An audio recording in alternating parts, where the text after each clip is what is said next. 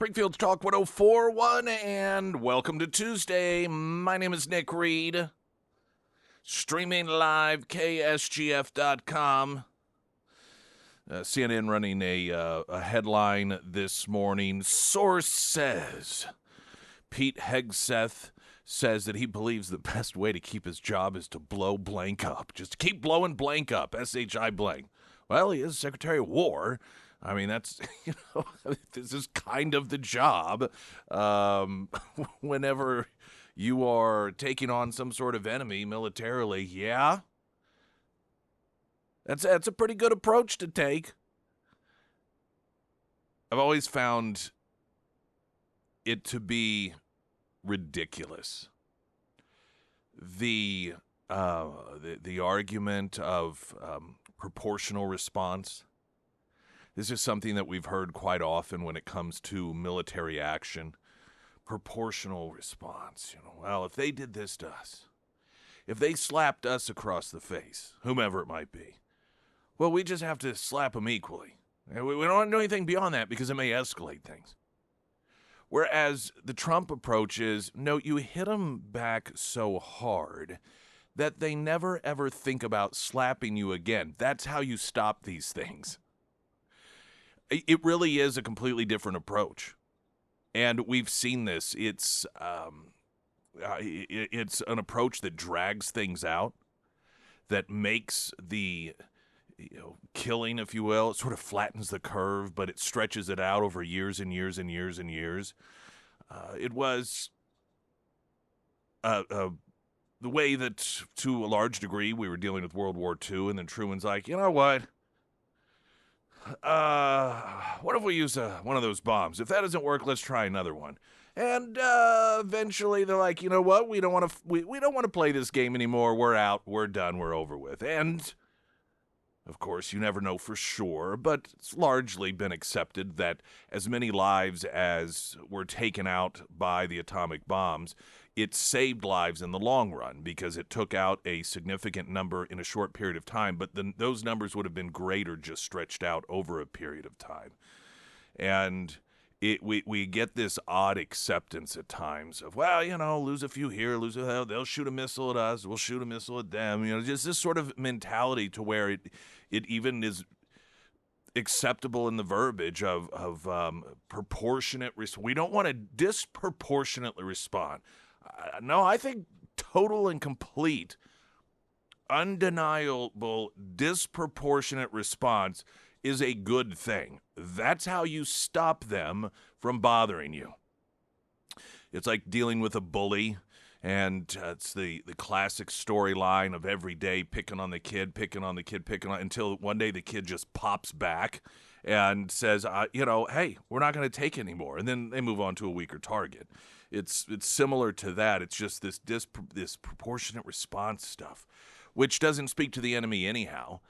When you are dealing with a country like Iran, survival is victory.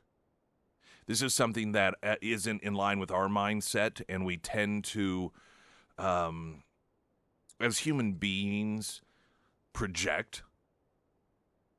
And so when you have some of these regimes that have long really portrayed the United States as the great evil, and you can really nail away at them, and if it just if there's any as broken as it may be, but any survival left in that regime, they consider it a victory. We survived the attack by the United States of America, which is one of the reasons the argument's being made that there must be new people in charge that say, yeah, the old ways are completely done and over. There can be no sense of survival. But CNN reporting on this, see, this is supposed to be something that rallies people to condemn the Trump administration. With the Secretary of War? Can you believe that he'd say that? That his job is to keep blowing things up? The Secretary of War? What is that? Next thing you know, RFK Jr. is going to be running around talking about how his job is to make sure that Americans know how to stay healthy. Don't they understand what their titles mean? So you're not supposed to do what your title says. You're supposed to be ineffective when you are in government. The Pyramid Roofing Company text line 447-KSGF. I didn't mean to start the show off that way, but I just saw the headline on CNN as the show was opening, and it made me laugh to myself, as did this story involving Kid Rock. I just find this to be a perfect little package of MAGA America. If you aren't aware of the scandal, Kid Rock posted a video of him at his house, and a couple of, I think it was a couple, yes, 2 helicopters near his home in Tennessee, idled, sort of hovering outside his home. And it looks like his home sits up upon some sort of, I don't know if it's a drastic cliff or not, but it's overlooking beautiful Tennessee landscape. I mean, just absolutely gorgeous. And in what I guess many people would consider true Kid Rock fashion, he has a replica, not full scale, but nonetheless, of the Statue of Liberty outside overlooking his swimming pool, which has this beautiful view. And he films these 2 Army helicopters that sort of swing by and hover. And he posts them as a pro-America, yeah, our Army's awesome sort of message for the world to see. And this, of course, has created a tremendous amount of backlash. This is what our Army is doing while we're at war. They're up to tomfoolery with Kid Rock, and so there's an investigation underway. One of the local TV stations posted, it's about 2.5, 3 minutes of just raw, unedited video in which they go and they talk to Kid Rock about this. And I want to play it for you because it really does separate the Americas, the mindset of we're just an awesome freaking country. We are, yeah, America rules, and this is part of what makes America awesome, versus the rest of America. And it just, at first you think, yeah, this probably isn't appropriate, but then you think maybe it should be appropriate. I mean, how have we gotten so far away from collectively this culture of we just are an awesome country and we have a military that is not only the most powerful fighting force on the planet, but it's one that we as citizens not only don't have to fear, but can interact with and be proud of. That is a combination not all nations with strong militaries have. And to have that combination, the all-volunteer military force. These are civilian individuals, every one of which signed up and volunteered to serve their country, which also in a lot of ways makes us unique from a lot of other countries. Not all, but many of them. And just that thing that 40 years ago, this would not be, I believe, a scandalous story so much. Not in the same way it is today. Anyway, I want to play that Kid Rock audio coming up for you. It's not necessarily he's right and they're wrong, or they're right and he's wrong. There's just something about it that screams MAGA America to me. Springfield's Talk 1041, latest news update.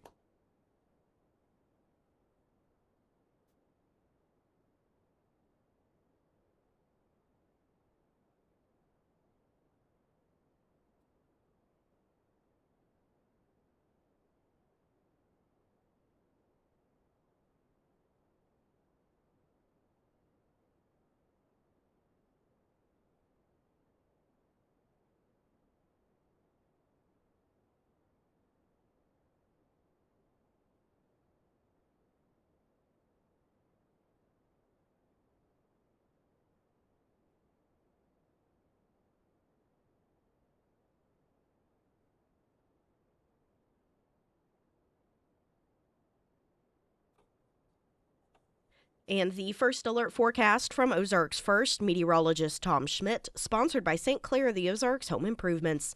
Today we'll see partly sunny skies. It'll be a breezy one as well with a high near 83. Tonight, scattered showers and thunderstorms mainly after 1 a.m. and then mostly cloudy with a low around 61. For your Wednesday, a 40% chance of showers throughout the day, otherwise mostly cloudy with a high near 81.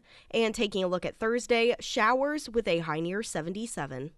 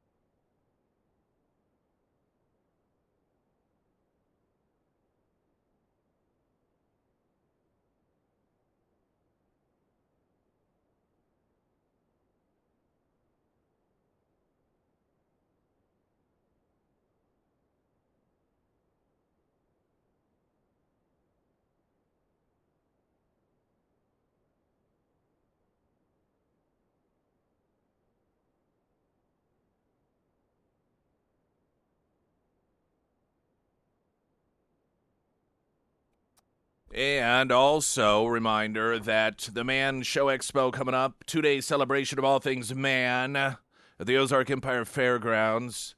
Beer, barbecue, moonshine, bourbon, Kenny's Billiard Game Room, and Harley, brand new Harley from Renegade Harley Davidson. Witness Iron Alliance's live armor combat. There's going to be a lot of stuff going on there.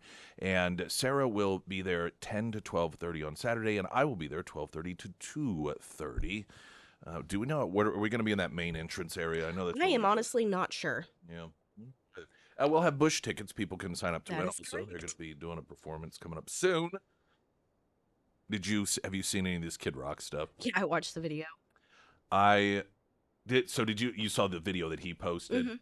He had posted this video at his home. Not a bad view he's got there. Is you go out what appears to be this mostly glass windowed area out into a swimming pool that really overlooks the beautiful hills of Tennessee. And there were two military helicopters that come by hovering. And so he films it, he posts it, and now there's an investigation like, oh, what's going on there? So one of the local TV affiliates, WKRN, sent someone over to his house to talk to him about it. And this is, so I'm sure most of you know this, may be obvious, but if you don't, generally 95% of audio and video that TV stations have during interviews, they don't use. They'll talk to someone for 3 minutes, 5 minutes, 10 minutes, and then the story itself may be 90 seconds, of which 10 to 20 seconds is the clip of the person that's being interviewed. Then every so often, they do what I think is smart. They will also post the entirety unedited of the interview itself. And when you're talking about a story like this with Kid Rock, obviously that is probably going to get more clicks, or just as many, if not more, than the story itself. And so they did the posting here of Kid Rock as they were asking him, just basically how did all of this play out, given that now there's an investigation underway. And here's that conversation. On Saturday, just kind of walk me through what you saw. Man, I was sitting right there just having like kind of Saturday morning beer, and I seen I have to stop right now. A Saturday morning beer. First off, kudos. Have you ever seen the Joe Dirt? No. The movie Joe I know. I'm sorry. I haven't seen it. No, it's fine. It's a good movie. I think it's underrated. It's a great movie. David Spade, Dennis Miller, But I know of Kid it. Rock. And Kid Rock, he plays the boyfriend of this character that David Spade has a crush on. Brittany, I forget her name as an actress, Brittany something. But he plays, or I don't think he's her boyfriend, but he wants to be her boyfriend. But he's not a real bright guy. He's just sort of this, I wouldn't say hillbilly, but a country folk guy. And his character is one that sort of a braggart and trying to always brag and show off to get her attention. And as I'm watching this, even the visuals, his motions remind me, but now that I hear it even more so, of his character from Joe Dirt. All right, that being said, I'm going to start it over from the beginning here. Kid Rock on that video that he posted. On Saturday, just kind of walk me through what you saw. Man, I was sitting right there just having like kind of Saturday morning beer, and I seen a chopper start coming. I was like, man, it looks like military. And it's not the first time they've flown over my house. They're out of Fort Campbell, which I was there last Thanksgiving with J.D. Vance, and I've talked to some of these pilots, and I've told them, I'm like, you guys see me waving when you come by the house? I'm like, you guys are always welcome to cruise by my house, like anytime. So they just happened to be coming this way. So I walked over here, and I'm like, yeah, hell yeah. And then they circled back around and came out right over here. And so I just, gave them a salute and, kind of a thank you. And man, it was a level of respect that I got that no award or record sales could ever do. And at the end of the day, if it makes their day a little brighter, for their service to our country, protecting us, I think that's a great thing. Especially when I saw yesterday that there was, the No Kings thing going down, and there was people flipping them off. I'm like, I don't care what your politics are, but come on, man, if you're flipping our military off, I'm the king of the bird. Like, if you're flipping our military off, you're on the wrong side of things, man. So, at the end of the day, I thought it was harmless. I thought it was really cool. I was very appreciative of them coming by, and I hope I got a good smile and made their day a little bit brighter, too. The military is like looking into this to see, if they did this for their own pleasure, I guess. What do you have to say to that? I think they're going to be all right. My buddy's commander-in-chief. I mean, what are they looking into? They stopped for, I don't know, seconds, a minute. Maybe they were here 3-4 minutes, just say what's up, went on. And I've told them before up at Fort Campbell, like I said, when I was there with J.D. Vance back at our vice president back in Thanksgiving, I talked to some of them. I said, yeah, because I see them when they fly the Chinooks. And they go to Nissan Stadium for the football games. They come right over. And if I'm here, I usually make a point, come out and give them a what's up. So it's really not that new, but it was pretty cool. They stopped right there and kind of, I wasn't expecting any of that, but I thought it was really neat. People who on social media kind of there was some backlash towards this, what's your message to them? TDS syndrome. They got TDS syndrome, which is no new news here. It's like, we know the half of the country that's going to love it and say that's really cool, that's great for the military. And the other half is going to go, oh, wasting taxpayers' money, this, that, and the other. And I might remind, not to sit here and brag about it, but I've done a lot of service. My military been every war country, Iraq, Kosovo, multiple times. Christmas is Thanksgiving. And I think a lot of these guys and girls know that I've done a lot for them because I appreciate what they do for us. So I think they know this is a pretty friendly spot if they want to come by and give a wave when they go by. Is there anything else you want to say that I didn't ask you? I think they kind of covered it. To the people who serve our country, what do you want them to know? I know you covered that, but I'll hear you say it again. The people that serve our country, I mean, same thing I said for you is thank you for your service and keep on kid rocking in the free world. What a way to end. I know. So do you think it's that big of a deal? I mean, I have a feeling that they were already doing some type of training exercise, and that was their flight, and then they just circled back. Well, before I even heard that, I first saw this story, my thought is the most obvious is probably what happened, that this is a route Yep. that they consistently fly, and that one of two things, either they knew, oh, this, because, these are homes that in all likelihood you would recognize as potentially being owned by someone that's well known. And so, either someone's like, yeah, I think that's Kids Rock's house, let's go by. Or they may have just known it anyhow, I suspect.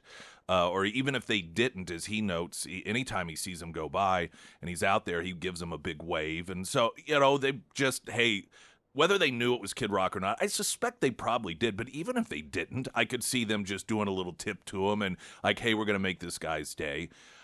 Now, it doesn't help for him to name drop Trump like that. Yeah. To be like, oh, well, I'm the buddies with, the commander-in-chief. What are they going to do? That isn't helpful, because for people that instinctually feel that this isn't appropriate, I'm not talking about the Trump derangement syndrome people, but I think that there's some people that like Trump, like, yeah, that's not a good look. That doesn't help, because it does make it seem as if it is a favoritism thing, that here our military is, God forbid, showing favoritism towards somebody that's, close with the commander-in-chief. And as sick as it is in this day and age, the left has done a pretty good job of making it seem as, look, you have Democrats out there, elected Democrats, telling members of our military to defy orders of Trump if it's, quote, illegal, while saying the war in Iran is illegal. So they've done a really good job of creating this narrative, I think, even for a lot of potential Trump supporters, that somehow supporting the commander-in-chief or being excited about some sort of, or this is a buddy of Trump's, and so we're going to give him a, hey, how are you? That's somehow a bad thing. But, I don't think it's that big of a deal. Now, if this were something that was going way out of their way, or somehow just operating severely outside of what it is that they were supposed to be doing, and maybe they'll find that is the case. I think that's one thing. But if these are flights in which you are just heading from one location to the other, and this is a place that you go by, and I try as best as I can to do analogies, and in my head I think to myself, would this be any different than if you are in the parking lot somewhere and a police officer drives by and knows you and pulls up to say, hey? Now, obviously, it's a lot different in the term, in the sense of the machinery. Yes, military helicopters versus a patrol car, that's different. But it's still the same, hey, here is a person that is in a form of enforcement that is officially on duty, and they're taking a moment because they know me or know who I am to stop and say, hey. And I don't think that that's anything that most people would get that upset about. Now, the extreme lefties, of course, they will. Look, those people are mad that ICE agents were saving babies at airports over the weekend. So the Trump derangement syndrome does come into play here. But overall, I actually think the fact that we even have to talk about this is a sign of how politicized the left has managed to make our military seem. And I think that is actually more of an interesting thing to look at and to think about. How I suspect before the left became as deranged as they are, this is not something that would have the political feel to it. But the left has done such a great job of demonizing the military and then trying to revamp it as some sort of social playground. and, just turning it into something other than what it should be, and that is a completely non-political entity filled with people who love America that have signed up voluntarily to serve their country. And if that at times results in giving a "hey, how are you" to some American from a helicopter, then that's a really cool thing about our American military that really separates it from militaries in other countries and the relationships that the citizens have with their military. Springfield's Talk 1041. I'm Nick Reed.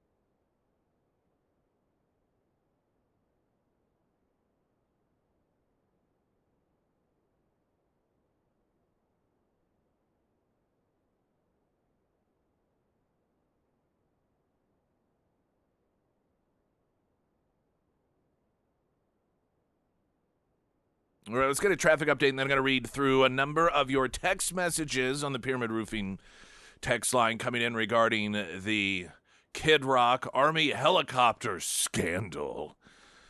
447 KSGF. I'm Nick Reed.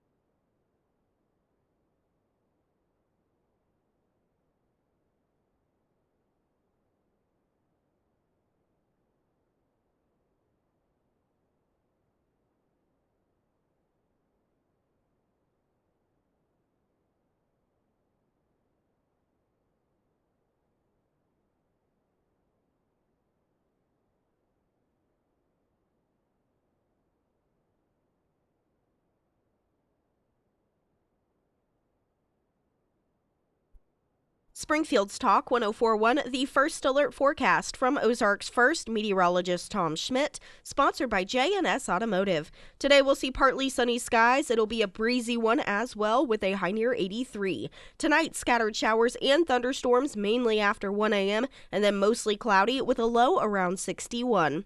For your Wednesday, a 40% chance of showers throughout the day, otherwise mostly cloudy with a high near 81.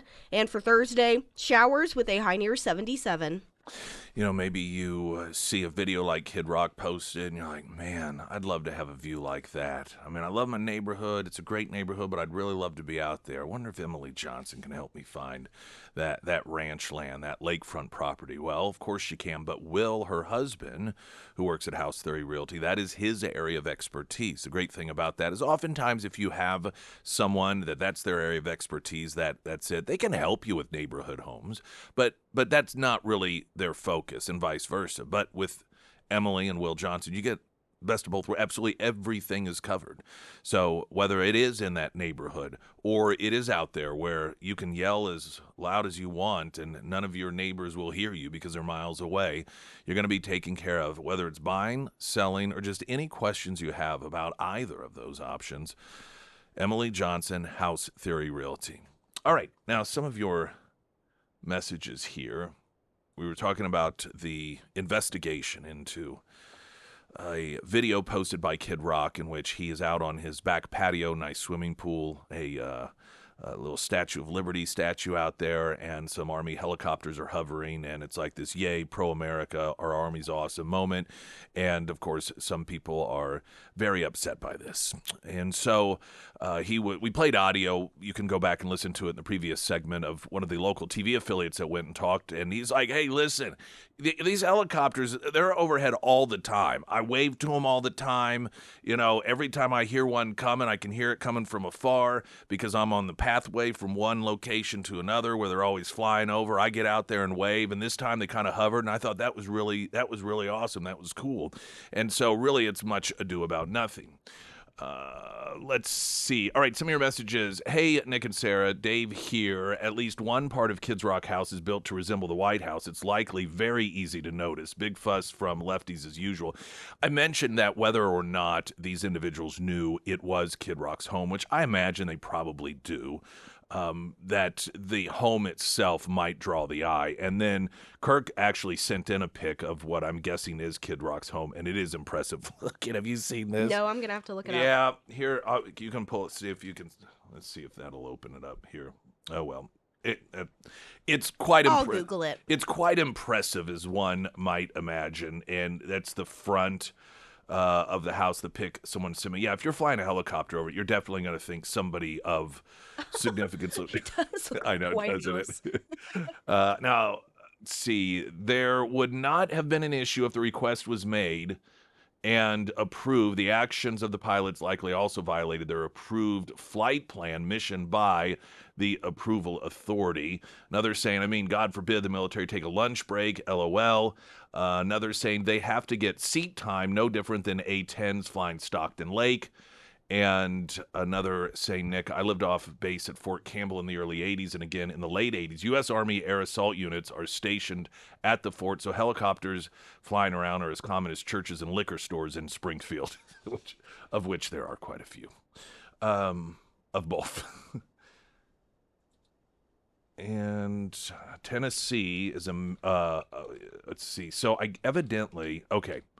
This is a text regarding the home itself, saying it's a massive estate spanning nearly 27,000 square feet, designed as a replica of the White House, taking over 20 years to complete. The property stands on a hilltop, reflects Kid Rock's bold and unconventional lifestyle.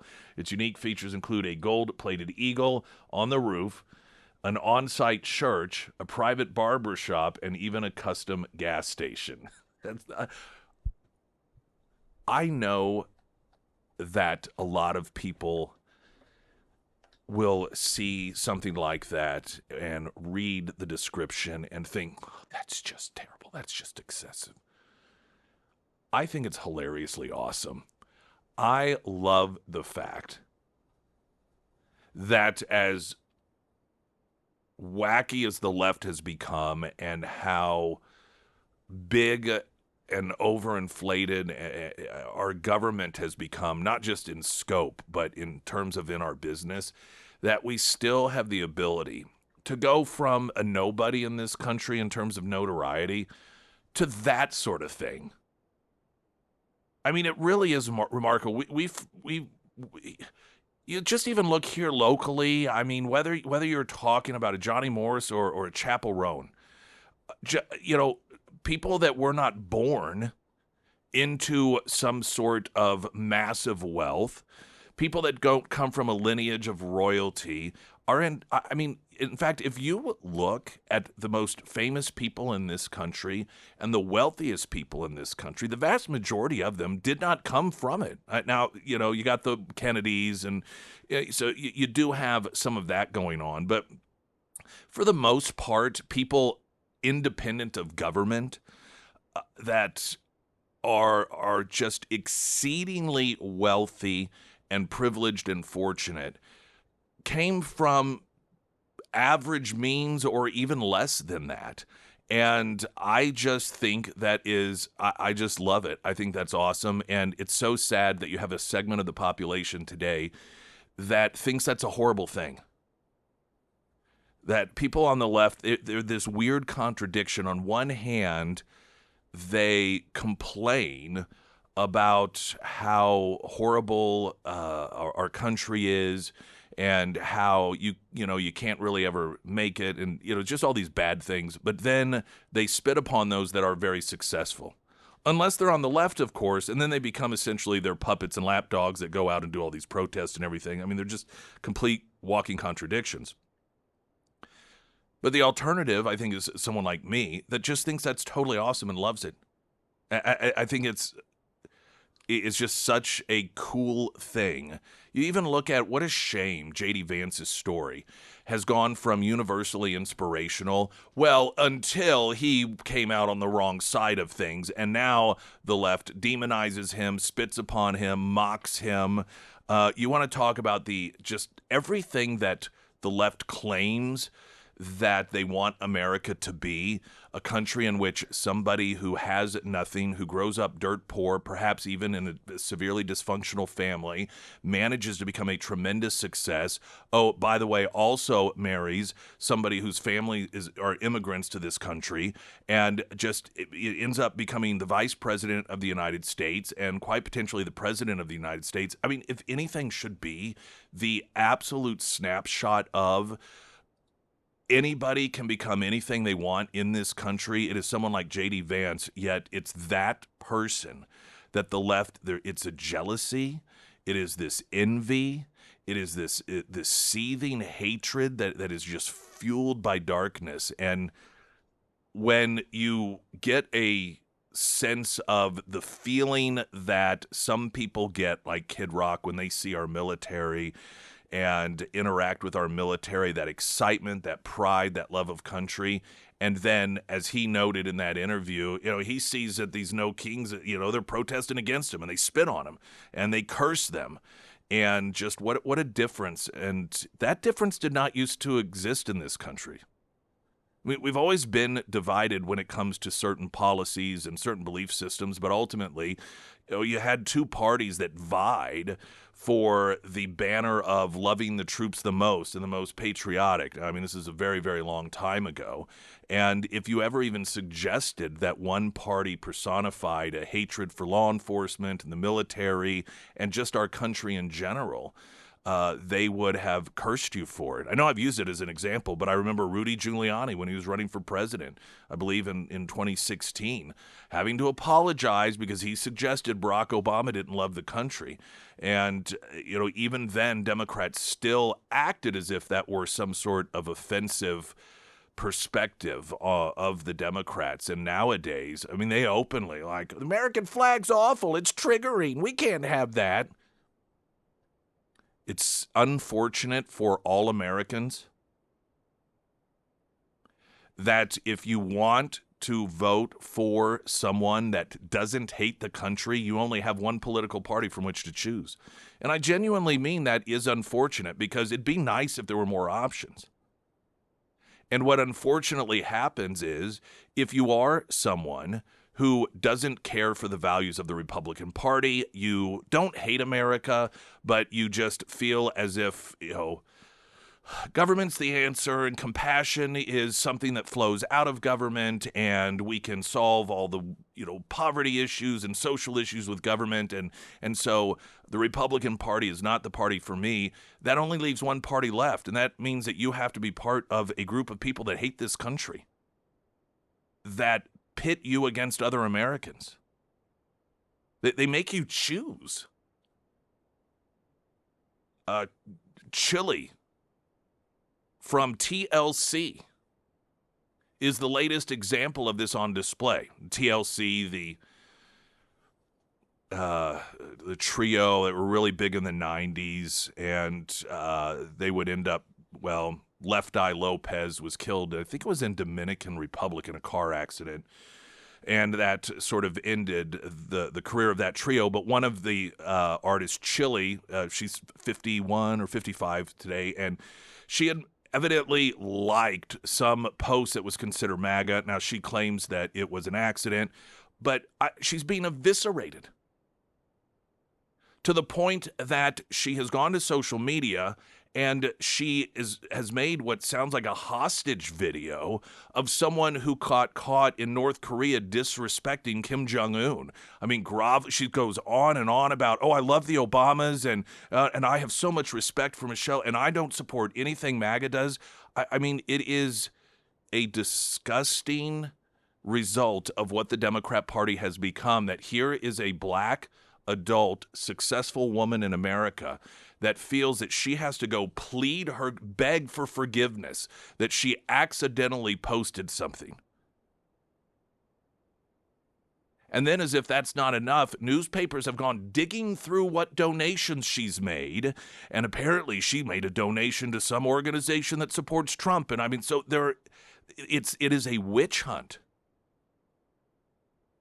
And this is what the left has done to this country. You have, it is like North Korea with these people.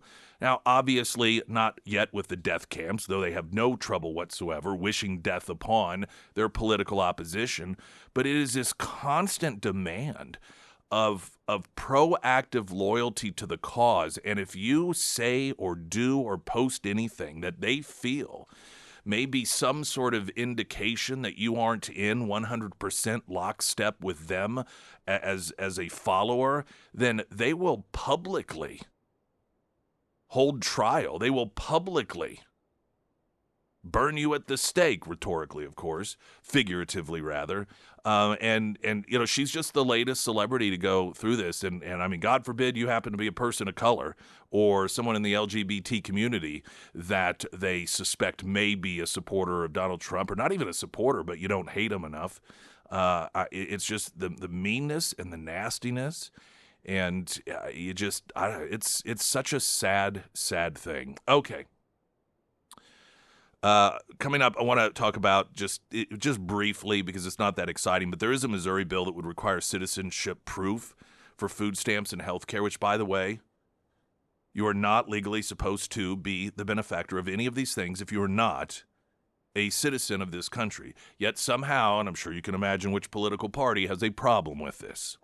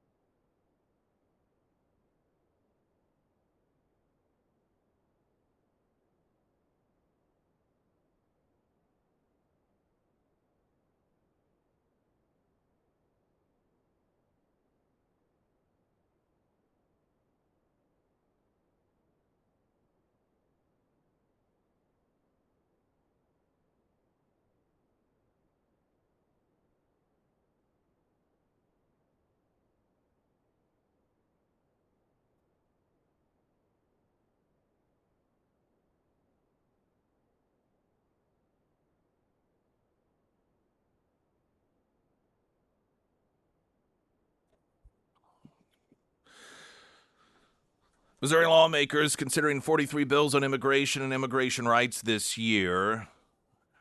Missouri lawmakers are considering a bill that would require people to submit proof of citizenship to receive food stamps and government health care. This would be taxpayer-funded health care. Now, this is a KY3 story, so you know what the bent's going to be. It's the liberal station, more so, most liberal, Democrat-leading television news station that we have in the market. Already the contradiction between the opening sentence and the following. They frame it as lawmakers considering bills on immigrations and immigrant rights this year, but then go into covering or describing legislation that would require people to submit proof of citizenship to receive food stamps and government health care. So, in other words, this isn't about immigration or immigrants. This is about illegals and making sure that only people who are legally allowed to have these benefits, to make sure, see, this is where you people on the left really miss your mark. If you really, truly, genuinely cared for the people who are supposed to be the recipients of these programs, you would be all about making sure people don't get the benefits if they are not legally able to get the benefits, because they are draining it from the people that you claim you want to get it. Republican Senator Rick Brattonley Summit presented the bill to a Senate committee. The measure would prevent non-citizens from accessing government benefits. The bill is also being considered by a Senate committee. If approved, the full Senate will debate it. Do you know a lot of countries, incidentally, I mean, the people, not only can you not just go illegally to some other country and start getting on the taxpayer dole, you can't become a resident of so many other countries without paying them crap tons of money and having a significant amount of money in your bank account to prove that not only are you not going to be a drain on resources from their actual citizens, but that you are going to be contributing money to the economy. That is your own money. Now, Christine Woody, in the KY3 story of Empower Missouri, said the bill would harm Missouri's vulnerable populations, saying Missouri's most vulnerable populations, like those living in poverty or single parents, are most likely to be harmed by the change. Not if they're legally able to get these benefits. In fact, this helps them because it shores up the funds and helps prevent them from being drained off to people who shouldn't be getting them. This is helpful. But this is my favorite part. Woody said undocumented immigrants are already not eligible for these benefit programs. Then what is the problem? See, this is where they tip their hand. This is similar to, we can't have ICE agents at the voting booth. I mean, after all, illegals aren't going to be there anyway. They're not able to vote. Well, then what's the problem? And this is a tactic that the left uses oftentimes. They, on one hand, pretend as if this is going to somehow have massively negative implications, but then on the other hand say, well, it's not necessary because they can't be there anyhow. They can't get these benefits. Yeah, that's right. Hence the need to prove you're eligible. It's called enforcement. It's called verifying. And as usual, what we have is when there are funds, when there are dollars that are allocated to people that are American citizens, that is not the top priority for people on the left. It is individuals from outside this country who are not supposed to be draining that system. They are the first offenders of those people, and this is no different. Traffic update. I'm Nick Reed.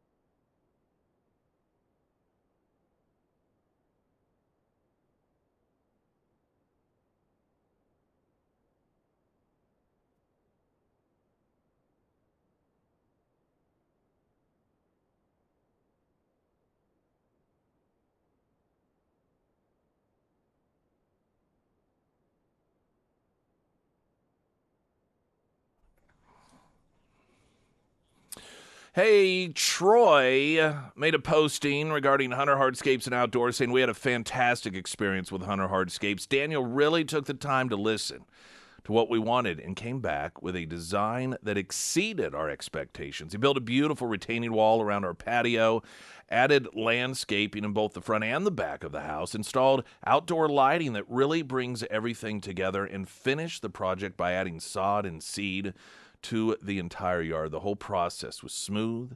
The final results looked incredible. We could not be happier and highly recommend Hunter Hardscapes for anyone looking for quality work and outstanding service. And I echo all of that 100%. You can learn more by going to hunterhardscapes.com or Nick's endorsements at ksgf.com.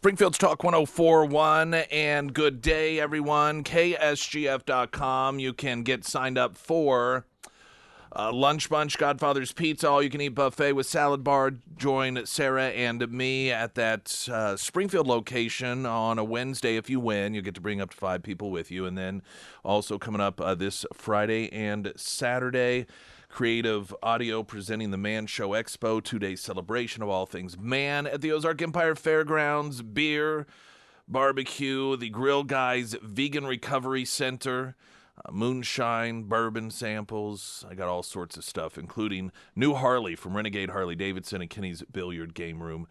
Some fun there as well. Sarah will be there Saturday, 10 to 12:30, and I will be there from 12:30 to 2:30.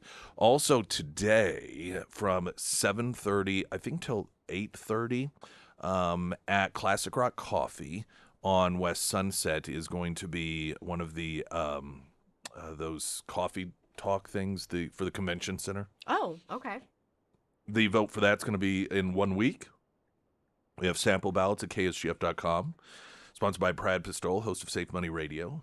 And we have had conversations in studio, gave an hour to both the CEO of Visit Springfield, which is in charge of, it's like the conventions bureau. And in fact, it used to be the name, the Convention and Visitors Bureau, I believe is what it was formerly called. And now it is called Visit Springfield. And so we had the head of that on a couple of weeks ago, talking more just about convention centers themselves and what it is that one could do for Springfield in his assessment. And then we had the mayor of Springfield and then Greene County presiding commissioner in together after that for an hour, and they of course had much of that pitch as well. And then I asked some questions more focused on the dollar amounts and the reports and areas that a lot of people still seemingly have a lot of questions and just, I don't know, they're and I'll admit I fall into this category, a lot of unknowns about a lot of things. It just, I don't know, it just seems like you can sit and have a conversation, but then you leave afterwards and you don't really necessarily know much more than you did before. That's just my assessment in regards to some of the numbers and how the numbers were calculated and whether or not those numbers are going to add up.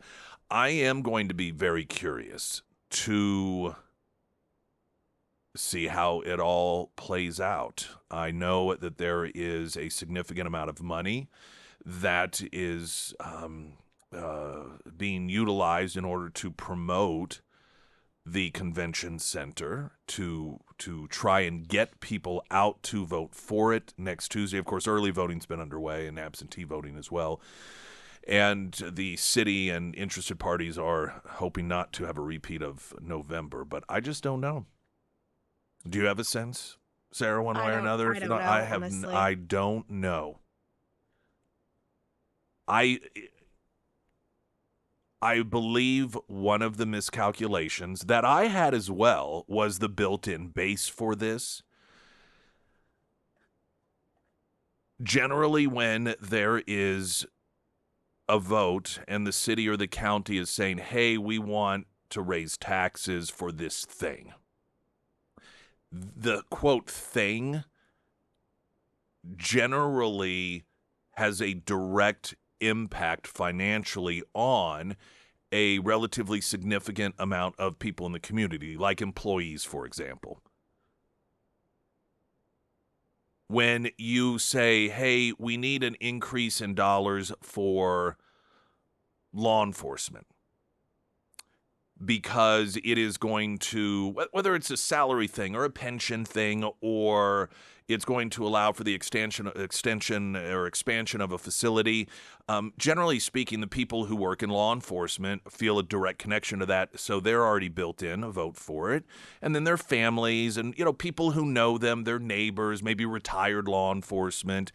And that is, it's a real head start. Same thing with fire. And plus, people are sympathetic when it comes to police and fire, for example, and teachers and teaching, because, we all call 911. We all worry about fires. We all recognize that the children are our future. That they're just these aside from the built-in base of voters that will directly benefit from it, not that they shouldn't at times, but even outside of that, people in the community generally feeling, well, it's for a, quote, good cause.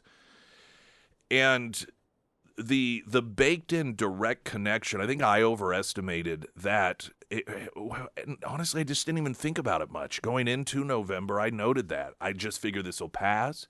Springfield always passes tax increases. And then when Springfield said, no, we're not going to, that's when I thought, oh, well, I wonder what's going on here. And I realized that I probably overcalculated that built-in base because I thought to myself, well, who's the built-in base?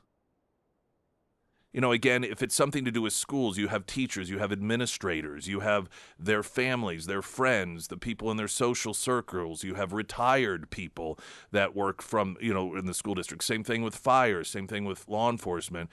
But the convention center, I thought, well, I guess that significant built-in base actually isn't there to the degree that those others are. That's not to say that there aren't people that do feel a direct connection to how it is going to benefit them. And while I recognize that there are a lot of government employees, I just don't know that it has the same pull, that just because somebody works for the city of Springfield, that they are necessarily going to feel compelled as a direct impact on their life financially to go out and make sure that this thing happens.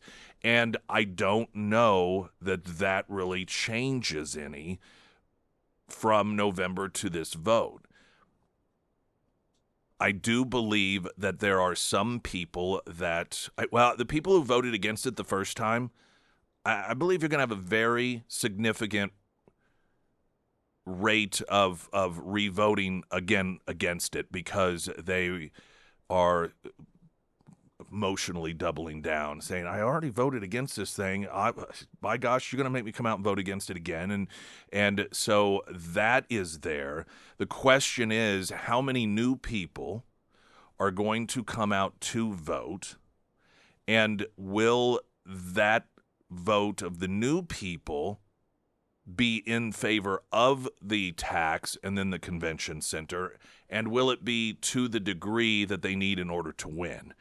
And I'm thinking that is, I'm sure that's their ground game right now, and it's probably very, very specifically targeting certain demographics within the community that they feel are going to be more open to their argument in favor of this, as opposed to doing just some sort of mass advertising campaign that's going to hit everyone, suspecting that might actually work against them to some degree. All of that analysis tells me that I don't know how it's going to go. We'll just have to find out. I mean, can you imagine if it's like a difference of 7 votes or something? Oh, I kind of really hope that doesn't happen. Yeah, I hope not either. And then, if you have to have a recount, and then if the recount, they really do it legit, and then it goes the other way, and then that's just going to, none of that I feel is going to be a positive. So hopefully it'll be somewhat decisive one way or another. Decisive and divisive, I'm sure, whatever happens with it. Latest news update.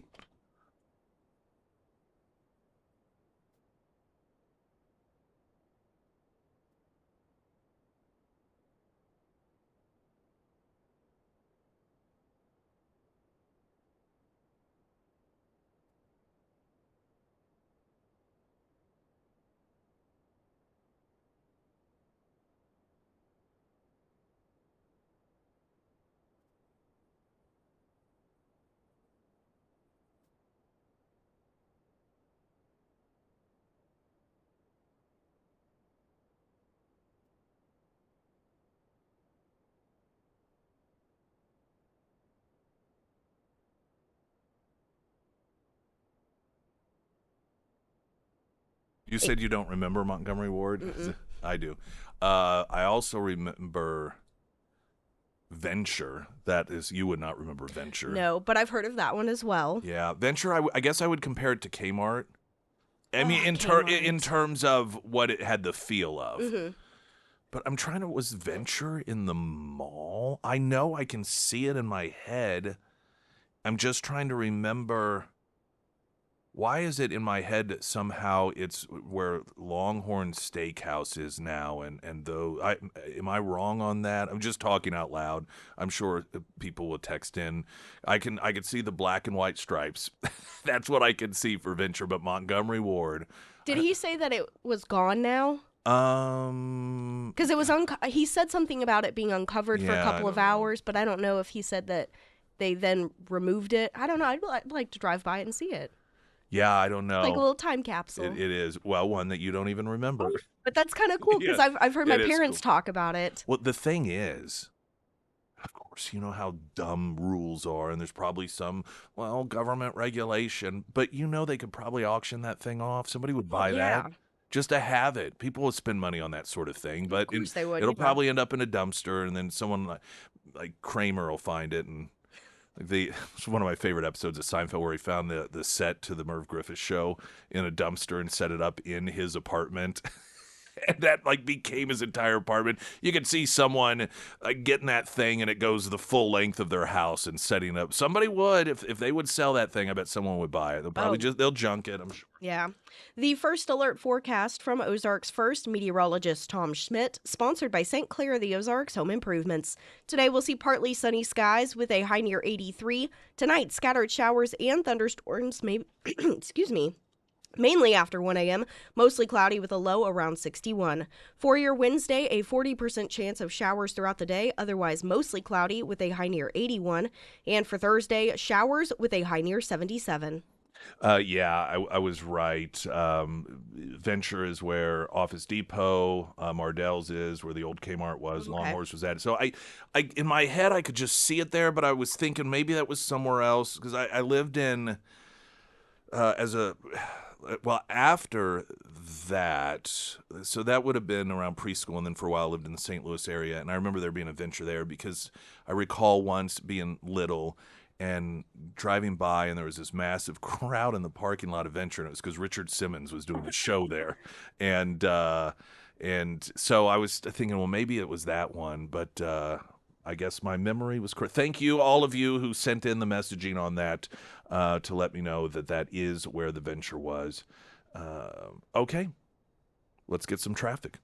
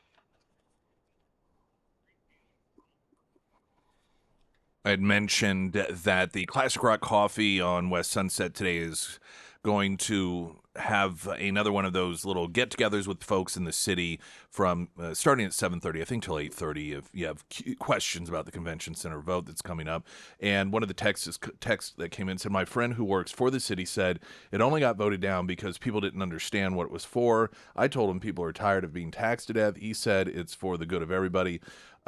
We did not continue that conversation, LOL." I get torn at times when I hear people did not understand what the vote was for, because sometimes that is accurate. Sometimes it's not. And it's a case-by-case situation.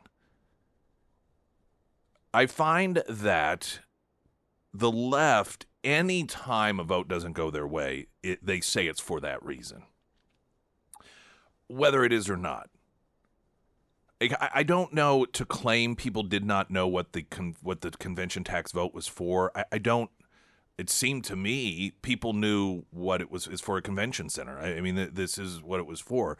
Now they may, to say, well, now they know because there's a drawing that has been put out there. Well, they still don't know because that is, as they called it, aspirational. That's just a thing to look at that no one has argued is going to be the actual thing. So they're really, for the average voter, I don't believe that there is substantial new solid information that would take someone who voted against it the first time that would then get them to vote for it the second time. Now, I do think that sometimes that the excitement of it you can create with some people. So they may see the drawing and they may be told, oh, it's going to do all these awesome things. And that could sway some people, but I don't really consider that actual hard information. Because if you start asking specifics about a lot of these things, there's a ton of unknowns. And listen, that is oftentimes the way these things work. There is a trust factor that's in there. As I've noted, I think one of the big challenges that the city has is that the people just don't trust the city. The city has long demonstrated they don't really care what the citizens think. I've mentioned this Hotel of Terror fight it really harms them in terms of public relations. And while I'm sure in their minds those are two totally different things, they're not in regards to how the average voter perceives the city's attitude towards private business owners and the average citizen. And when the citizen speaks up, do they listen or do they just say, screw you, we're going to do what we want? And the city has long developed that reputation of we're going to do what we want. And when that makes it very difficult to say, hey, no, just we know it's going to do all these great things. You just got to kind of trust us on this. That hotel component, the report that was issued saying it has to have a privately run 400-room plus hotel attached to it for this to even work. And the city saying, well, we just, it'll happen, but we can't really talk about it because maybe we're dealing with private investors. And so, it's that trust us factor that some cities could really get away with. I just don't think the city of Springfield has that credibility with the average voter. And so I don't know, that idea that, well, people just didn't know and now they do know what they're voting for. I don't know. Maybe. Like I said, I don't know which way it's going to go. Coming up, speaking of construction, there was a revelation of sorts late Sunday that the new White House's ballroom was going to act as a, quote, shed for a massive military complex being built underneath. Now, as usual, Trump really is extremely transparent about things. And for a society and a press that always demands transparency and likes to, at times, portray Trump as being secretive and like what we just, you never know what's going on. Then they complain that he talks too much. And there were some initial reports as if he revealed something that he should not have revealed. Now, as usual, the truth is not in line with the way that was reported. And it's actually not even that exciting either. But I thought I would fill you in on what it is that we've learned since that revelation on Sunday about the way it was sort of portrayed that Trump blew the lid off this covert operation in which what actually is going on is this secret military underground complex, and that this ballroom was just a cover for it. And he blew that to smithereens. So that in moments. I'm Nick Reed.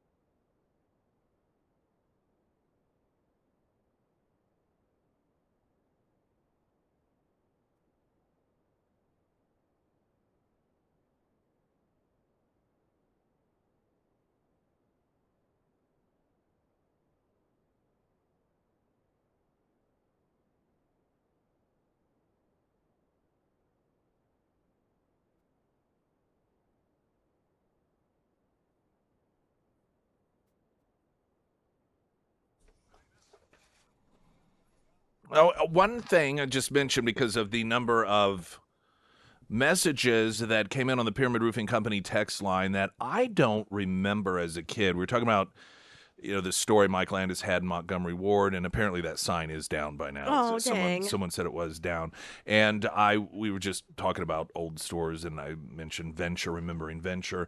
One text saying, I remember when I was a kid and we made the trip to Springfield, we would usually stop there every once in a while for a special treat. My mom, dad, sister, and I would all get a donut to take home and have for breakfast the next morning because we didn't have donuts in my little town yet.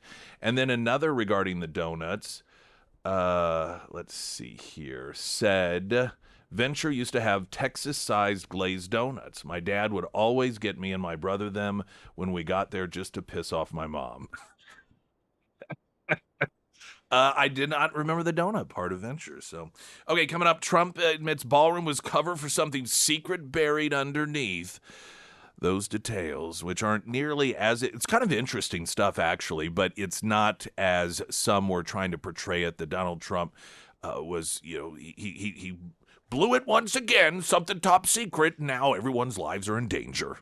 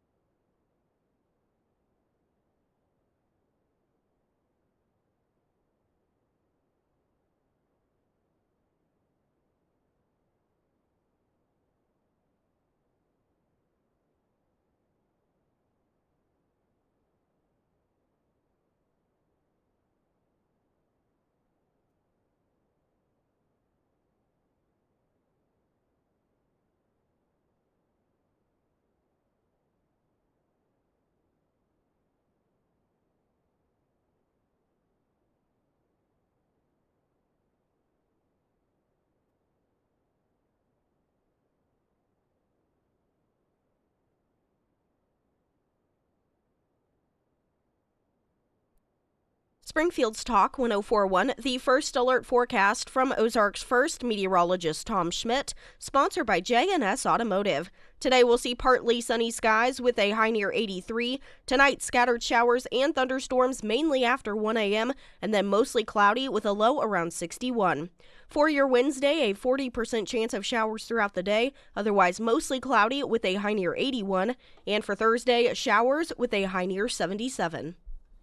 I want a great homeloan.com. That is your go-to landing place to begin the process that generally is not fun, not rewarding, can be stressful, give you all sorts of anxiety, but that is what the Carrickers, that team, and Don Carricker with the origination of this site all had in mind, making that process as simple as possible, because I've always felt that if you're going to be buying a new home, this should be a nice time, should be something that you're excited about.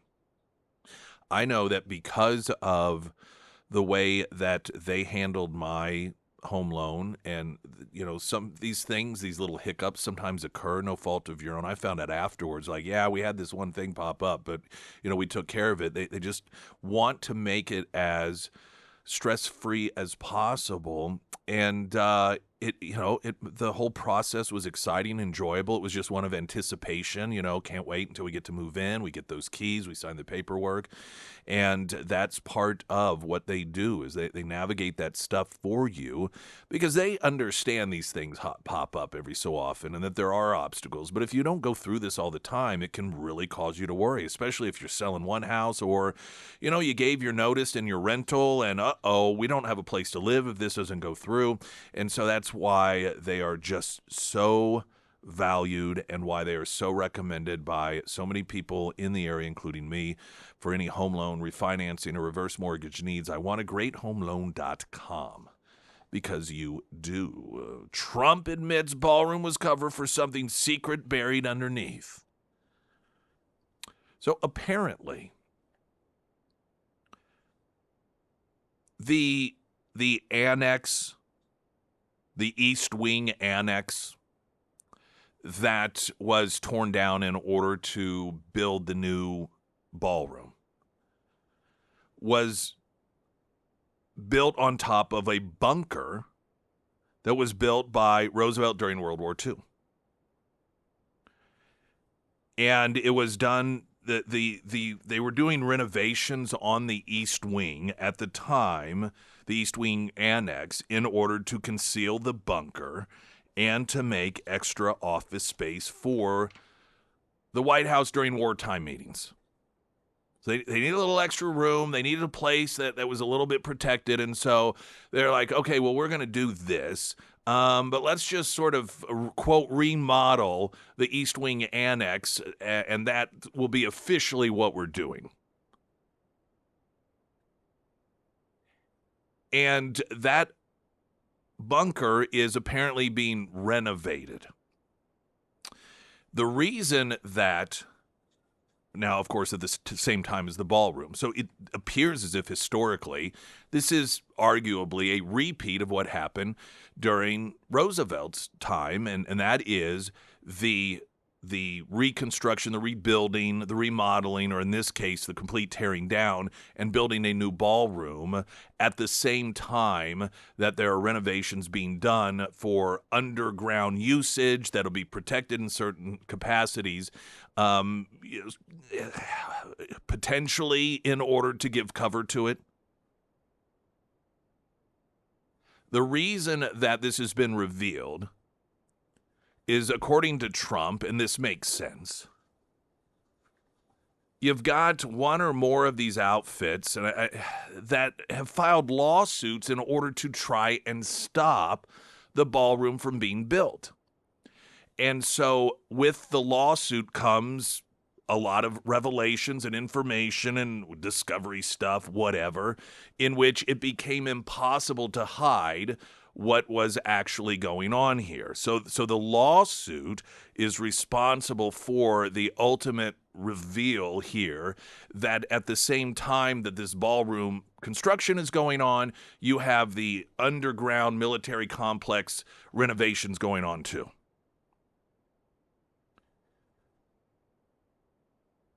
this does make me wonder if part of the effort to try and keep it concealed that these renovations were taking place underneath the White House, if that might be part of the reason that the ballroom itself was going to be funded fully by private donations. If there was some sort of belief here that by having it privately funded, there would be certain aspects that could be kept from the public because it's not funded by taxpayer dollars.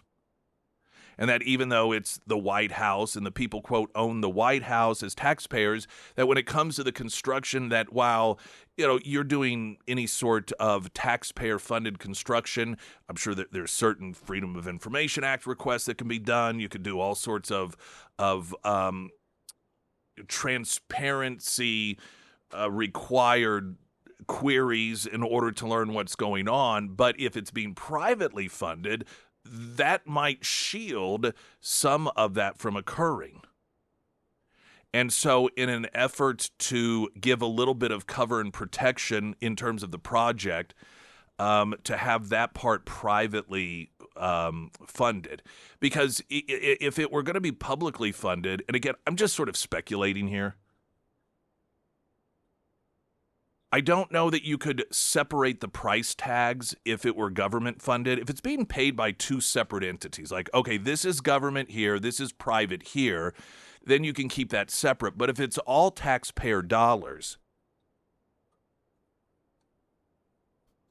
I'm not sure that you could have that same separation factor. And if you were saying, oh, here's the ballroom, and you are going to have to be transparent about the cost of it, but part of that cost is the underground facility that nobody is really supposed to know about. You could see people like, well, wait a minute, why is this thing costing so much?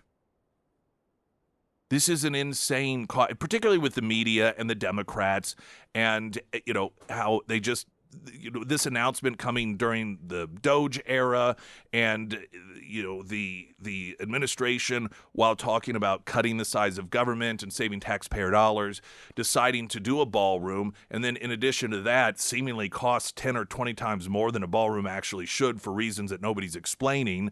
That the easy way to potentially prevent that from occurring is to say, well, we're just going to do the ballroom. That's going to be privately funded, and it'd be a totally separate thing.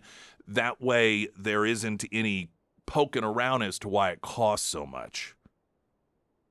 I don't know if there's anything to that, but I just can't help but believe that there's got to be some sort of connection between this occurring, the underground facility that was supposed to be kept relatively quiet, and the fact that the ballroom was going to be funded not by taxpayers, but by private donations.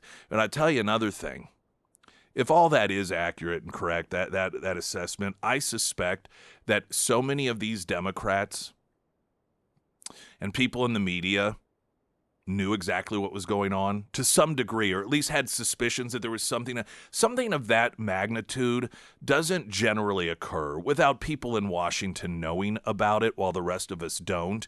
And I could see Democrats, because they are pretty soulless, utilizing the advantage of having the knowledge of this going on and knowing that the Trump administration is trying to keep it quiet for national security purposes or otherwise, and playing off of it, really putting a huge focus on the ballroom is completely unnecessary, and this is just for his ego, all the time knowing, in fact, it was part of an effort to keep hidden the reconstruction or the renovations of the military component of it. So, arguably putting our national security or making it a little more vulnerable and the safety of those that will be operating in that new facility, all for the sake of making Trump look bad, which of course comes as no surprise.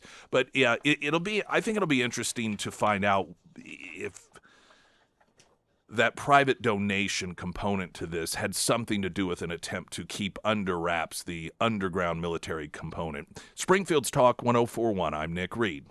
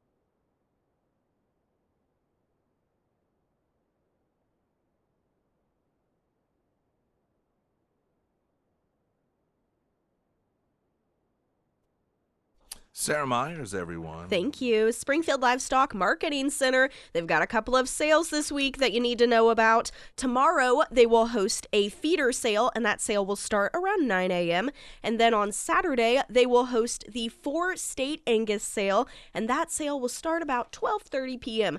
Now, if you're going to be out of town, but you still want to attend the Springfield Livestock, they offer live streaming options and online bidding as well. And if you are ever wanting to sell, they accept cattle 7 days a week, and they have field reps throughout the listening area that can help you haul as well. So to check out other upcoming sales, visit their Facebook page or their website, springfieldlivestock.com. And of course, you can find all of the contact information for Springfield Livestock under the Sarah's Endorsements tab at ksgf.com. Trump revealed on Sunday, because it was going to become public if it had not already at least been available publicly due to a lawsuit, the fact that underneath the big, beautiful ballroom that Trump is having built is there's underneath that portion of the White House, since the Roosevelt administration, for purposes of World War II, these underground bunkers in which military meetings can take place with the president, and there are renovations that were being made for that. And so this is something that at least publicly had not been talked about, had not been acknowledged. I suspect that part of the reason the ballroom is being independently funded was to keep it separate. So any sort of request that, he knew his critics were going to be making in order to try to nitpick it apart and to accuse him of some vanity project and spending too much money. And if you are going to have it be one project in conjunction with one another, I don't know how easily you could have kept those dollars separate from one another. So in other words, if taxpayers are paying for the ballroom, then you could have a scenario in which the, quote, price tag isn't really just for the ballroom, but also that underground bunker, which would make it seem really, really ridiculously expensive if you didn't understand that that was going on underneath. Now, I suspect we'll find this out, but I am also interested in, is the ballroom renovation 100% because of the underground bunker renovations taking place, or was it not necessarily something that had to happen, at least in scope, but Trump thought, hey, might as well. Again, we've needed one. This isn't anything new. Past administrations have acknowledged this. It's been an embarrassment to host some of these events. People from all over the world, they go to other countries, and there are these massive, opulent ballrooms, if you will, to host dignitaries from all over the world. And if we want to do it at the White House, you have to set up a tent outside. And while the tents are nice and everything, still, you got people walking through the mud. If it's rainy, it's just embarrassing. And so, how much of this really was completely necessary as cover versus how much of it is just taking advantage of the situation and say, hey, why not build it now? It makes sense to do so. Now, all that being said, the New York Times decided to do some coverage on just the ballroom itself. And Caroline Levitt's kind of ripping them for it because it is clear when you see there are... It is nitpicking over things that people will go, this really is what you're complaining about? And so apparently the New York Times, in the words of Caroline Levitt, grabbed random people, 3 random people who have studied fine arts, long written about urban planning, and never built anything to write an article criticizing the new White House ballroom. She went on to post President Trump and his lead architect have built world-class buildings around the world, and they are ensuring that the People's House finally has a beautiful ballroom that has been needed for decades at no expense to the taxpayer, she wrote on X. And yeah, for those that forget the background, Donald Trump kind of knows what he's doing when it comes to building buildings. This is his thing. Whether they are hotels or golf courses or whatever. Now, people who hate Donald Trump will try and claim without any knowledge whatsoever, well, but I mean, those are an eyesore. No one has ever complained about any sort of architectural issues or just the aesthetics of any Trump-built venture, whether it's a public building, it's a private entity, whether it's a golf course, country club, whatever. In fact, Trump facilities have long been portrayed prior to him becoming president as sort of a symbol of success.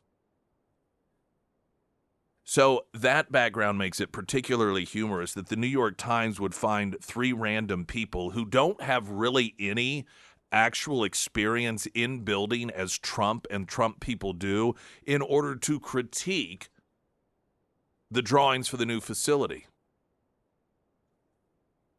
There's a story, I think this is with Fox News, and in the story they have is a diagram that the New York Times posted as part of their critique. And some of the criticisms that their so-called experts had are hysterically elementary. For example, the drawing of the ballroom has a little, it's not necessarily an arrow, but a line drawn to the roof, and it just says unnecessarily big.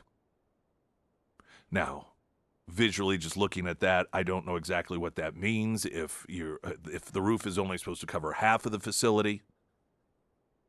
They also note the columns will block interior ballroom view.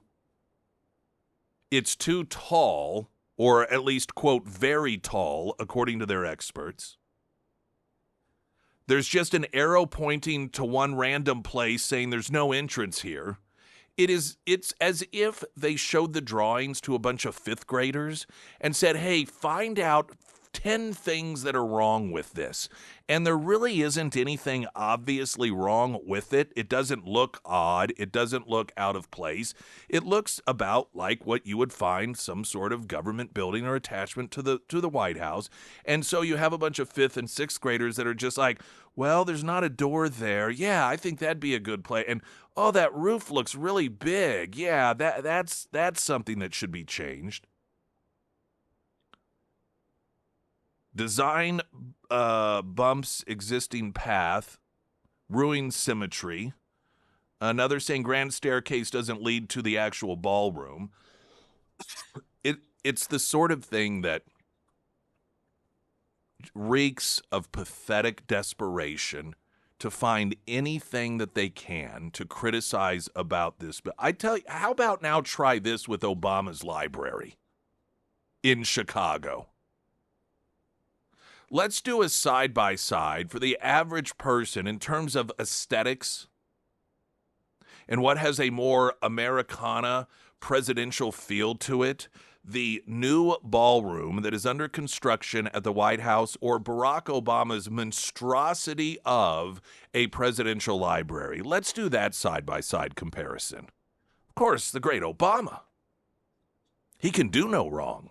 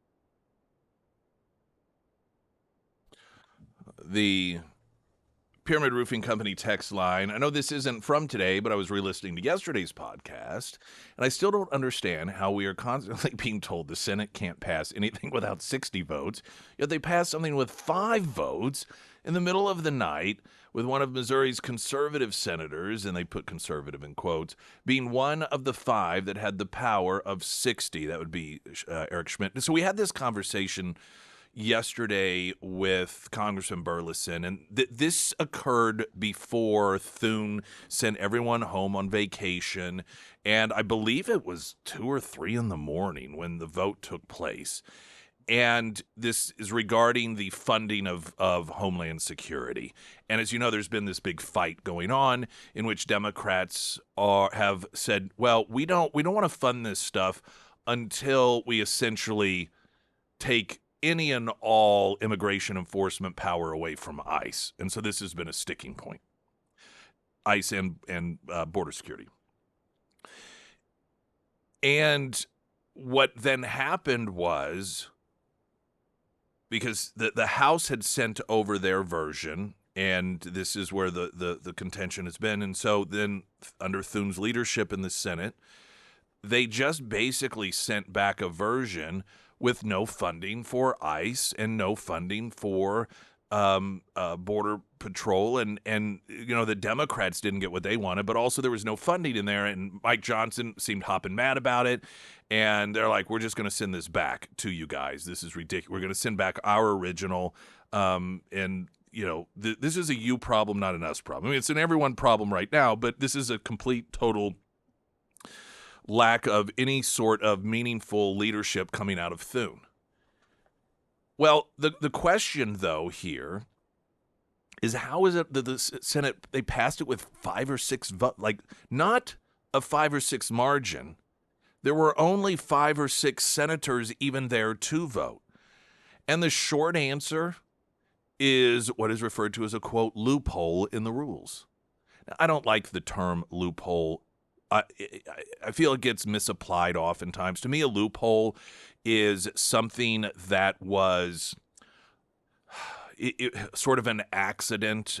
You get some law that's created, and then somebody figures out a way to sort of circumvent it that wasn't intended to exist.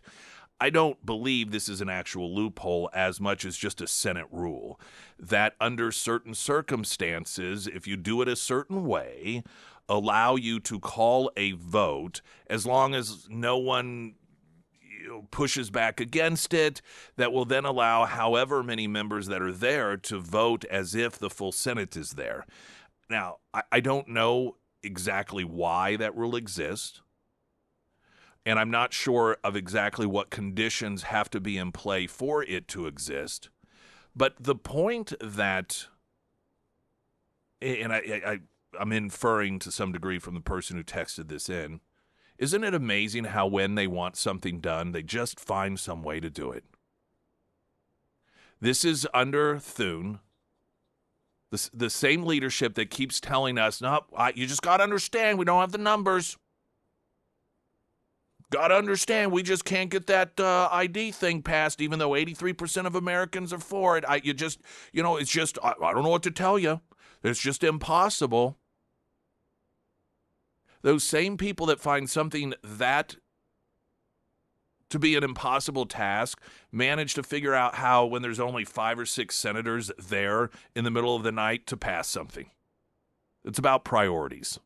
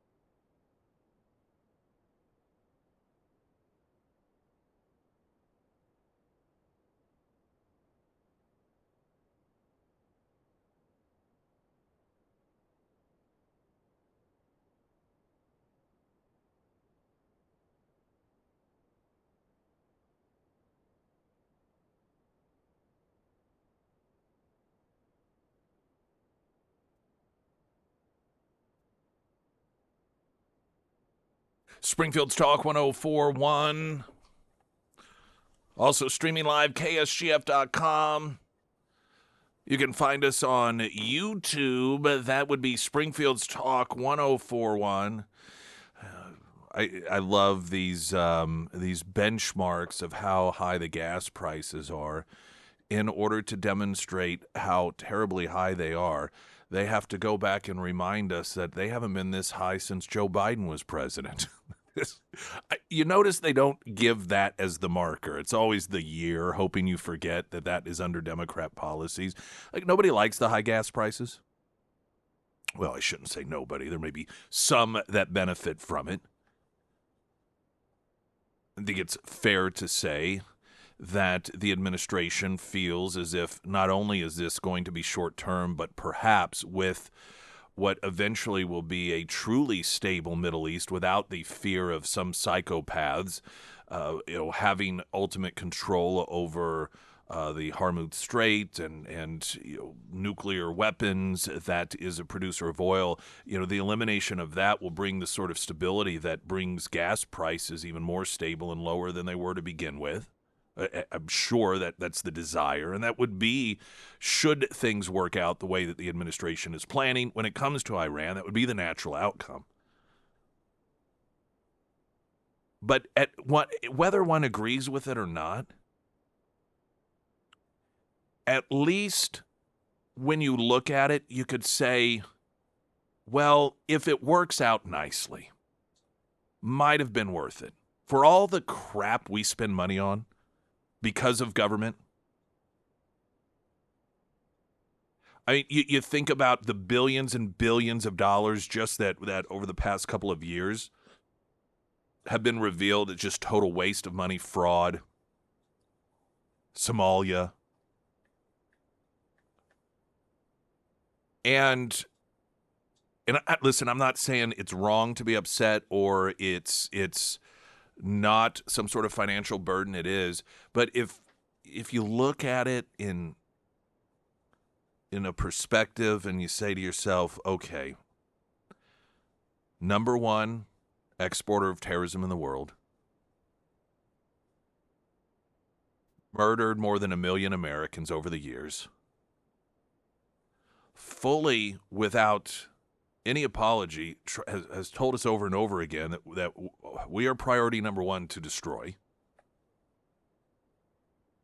Not hidden the facts that they have enough, or at least have claimed they have enough nuclear materials and through that enrichment process.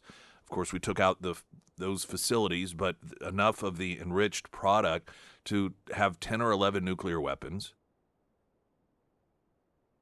We know that they were lying about the capacity in which some of those missiles can travel because of the distances. They kept sort of downplaying or pretending as if they had no missiles that could make it past 2,000 miles, and we would learn because of missiles that they launched, in fact, they could go well over that. Actively have hit squads out on the President of the United States, including one individual that just a few weeks ago was found guilty in a New York court of law for an attempt to hire people to assassinate Donald Trump on behalf of the Iranians.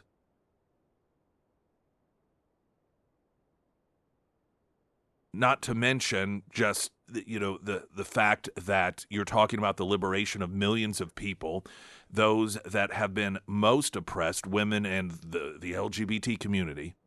And if you were to say, okay, for all the waste in dollars, let's say it's a year that you pay $1 a gallon more at the pump, do you think that is a better return on investment than some of the other ventures that we've taken? And I think a lot of people would say, well, yeah, comparatively speaking, yes. Now, while that doesn't mean that you have to accept it as a green light go, but for some of the people in government right now that have never seen a tax dollar they couldn't figure out a way to waste, to complain on the return of investment that this could result in, I continue to see, as do many of you, and maybe you feel this way, that Iran's not a threat to the United States, I'd like to ask, what does that look like to you? What would make a threat? I mean, they straight up do threaten us. They're going to destroy us. This is what they say.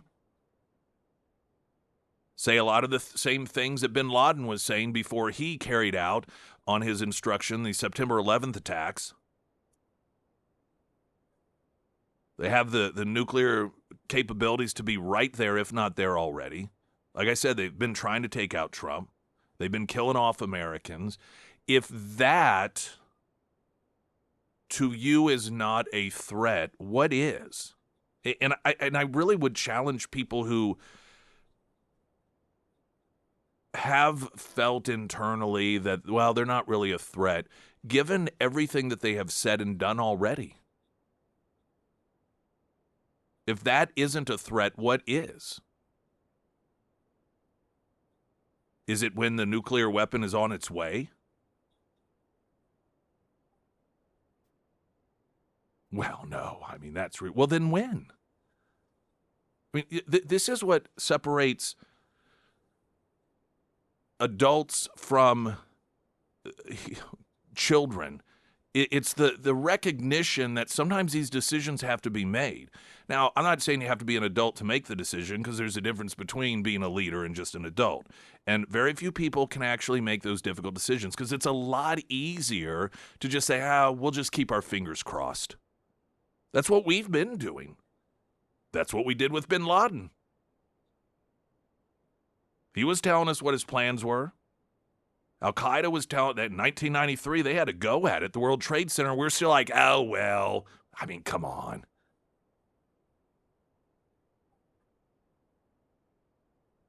Can you imagine, particularly for those who say, well, Trump said he'd never get us into a war. Well, no, he didn't say that. In fact, he talked about bombing Iran during the last campaign if that was necessary. But can you imagine if, based off of everything that we know from what they have told us, and the United Nations themselves has said regarding their nuclear capabilities, and I mean, they've developed these things for a reason. And then if it turns out that they did detonate one in New York City while Trump was still president, he's like, hey, yeah, I mean, we knew this, but I said I'd never get us involved in anything, so this is the decision I made. Would we really then say, well, that's true? I mean, sure, 7.8 million people were immediately obliterated, and then the radiation fallout and all the subsequent millions of people that are going to die from that, and all that. But hey, at least he didn't, get us into a war. I mean, these are the things that you have to think about. And I don't condemn people who have differing perspectives on this, but it just worries me. All of the threats and the actual murders of Americans and the hits on people here in America. From the Iranians, journalists, the President of the United States. And I know I feel like because I am being somewhat repetitive here, but to look at all that and go, well, but that doesn't constitute a threat. Well, then what does? If you were President of the United States and all of that was to be brought to you, and you're like, nope, that's not a threat, what would need to come your way for you to go, okay, now it's time to take this seriously? And you could have maybe for you that is, oh no, the missiles would have to be on their way over, or we would have to actually find an Iranian in the middle of Times Square with a nuclear weapon in a suitcase. Okay, that's your line. I think a lot of people would consider that to be a little bit waiting till the last minute, but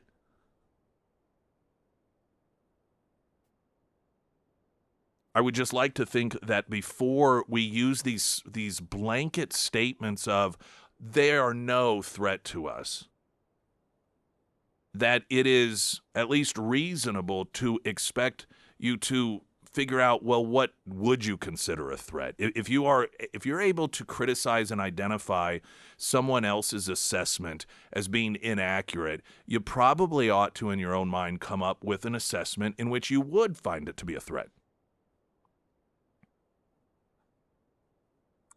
Ron DeSantis has signed a bill renaming a Florida airport after Trump. That next, I'm sure it's going to make you imagine, Trump derangement syndrome. You already don't like to fly anyway. You walk in Trump International Airport. Oh, boy. Oh, talk about making, and then on top of that, the TSA lines are really short because Trump's making sure they're getting paid. What a miserable existence for a person on the left.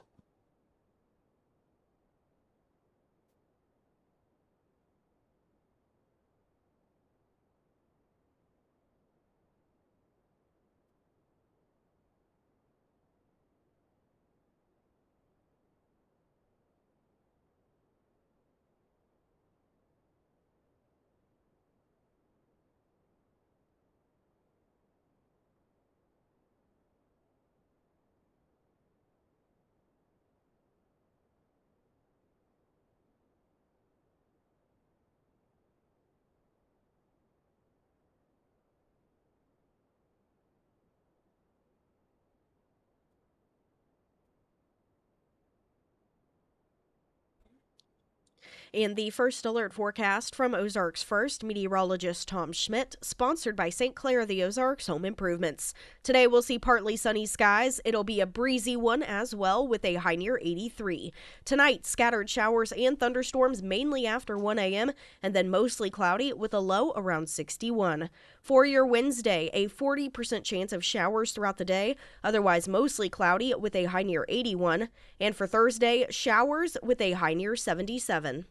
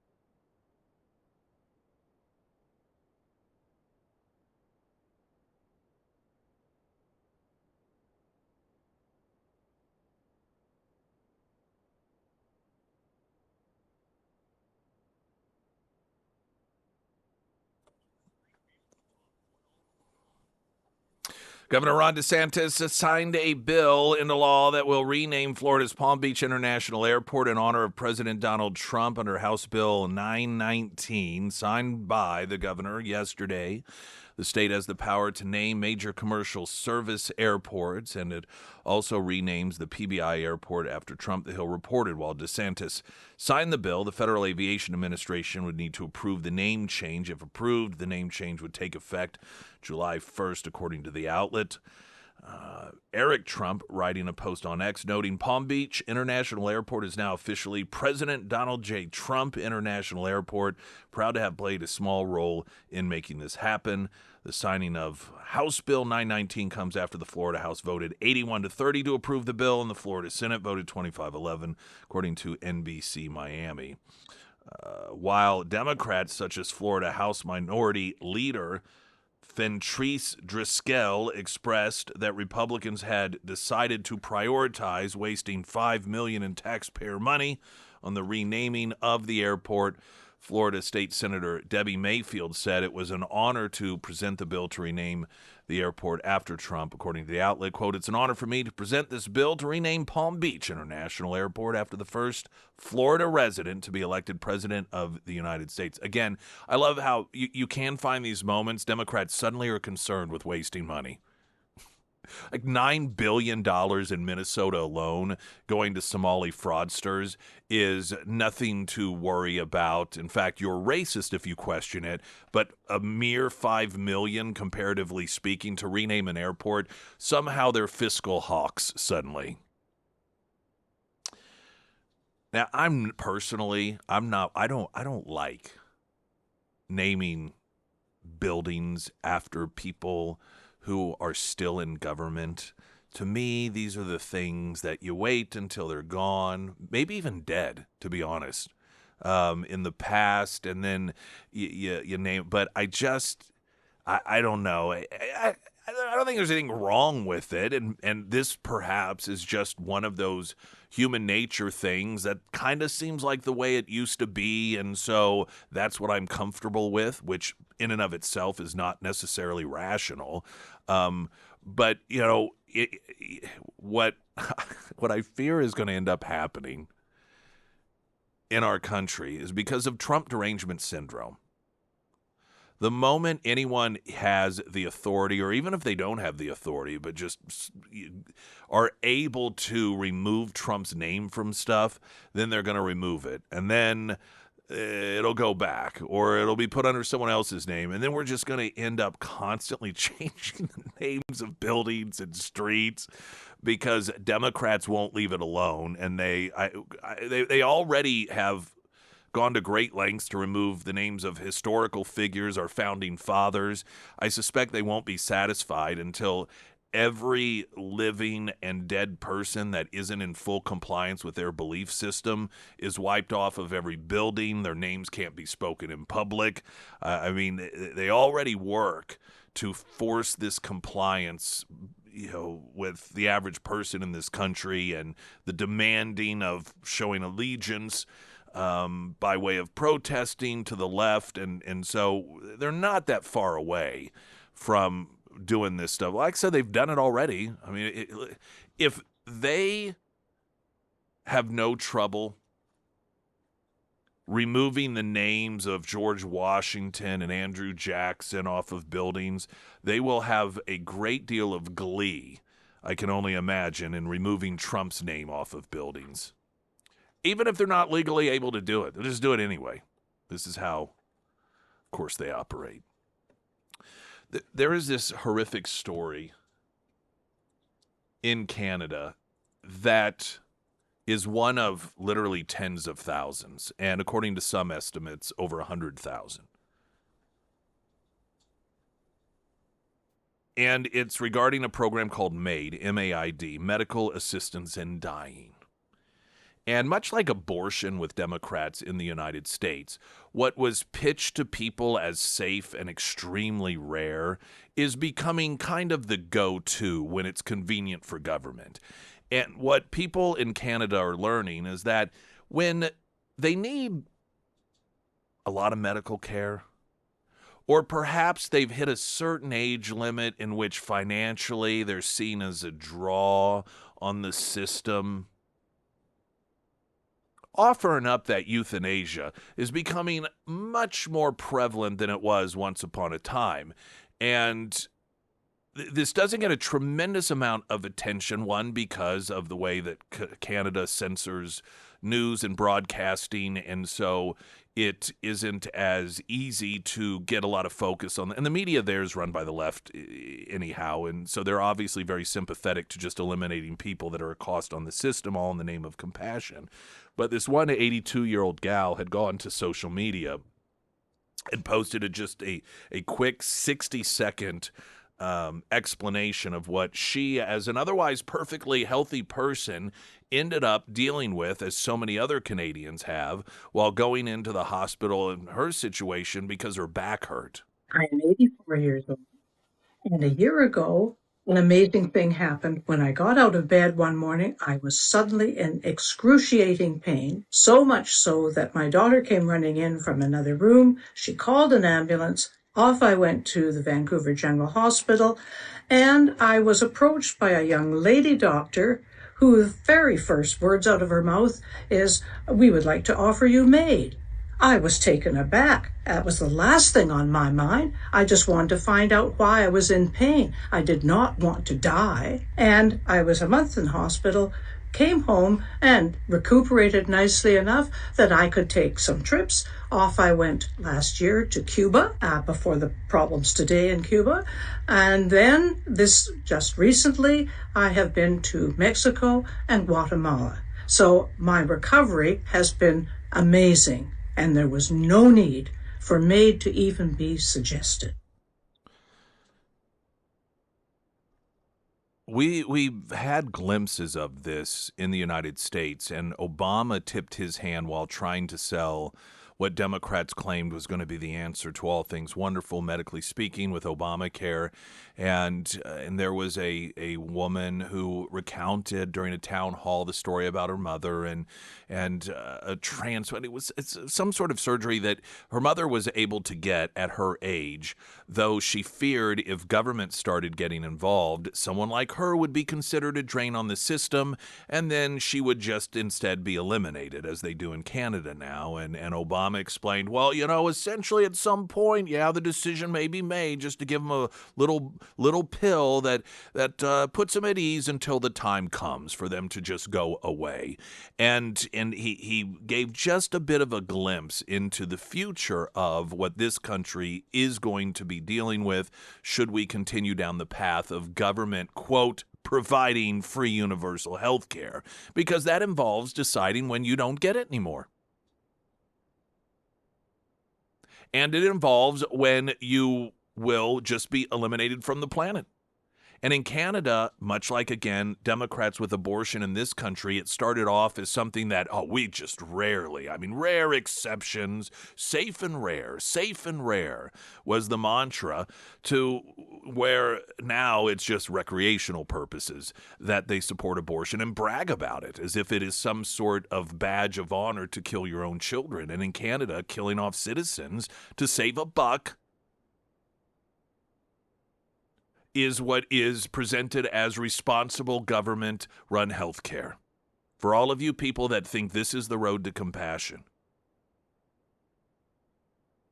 Since Canada began prompting the offering of euthanasia to people that are going to cost the system money, this went into effect back about 10 years ago.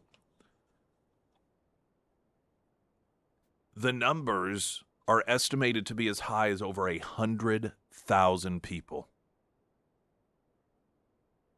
that have been convinced their life isn't worth living, that they're just a financial burden on people, and so they're better off dead. The Canadian government, however, pushes back strenuously on this, defending themselves, claiming that they have only killed 76,475 human beings. This is not humanity. This is a grotesque perspective of humanity that people, and I'm going to utilize it, like the Nazis had. There are certain people that are just burdens on society, and they should be eliminated, and if possible, en masse. This, however, is perhaps even more or has a more evil element than the Nazi approach, is they do it in the form of compassion. There's a high-profile story in Spain right now, a woman who, and they don't call it maid is the cute little name that Canada gives for offing its own citizens in Spain. I'm not sure what it's called over there, but a woman who was the victim of rape, sexual abuse, and so had a lot of real deep depression, was provided euthanasia by that government. And that's not uncommon. They are now, much like, again, abortion here in this country, where mental health gets thrown into a reason that government can kill you, which, of course, means even if you're sad, you're feeling a little depressed. These cases increasingly are popping up. Now, can you imagine? Particularly if you are an older individual. Now, this woman here who posted the video, her daughter was there by her side the whole time, and she gave an interview in which she noted that although her mother was very healthy and very spry, she worries if she had not been there, what would they have said to her to maybe convince her to kill herself?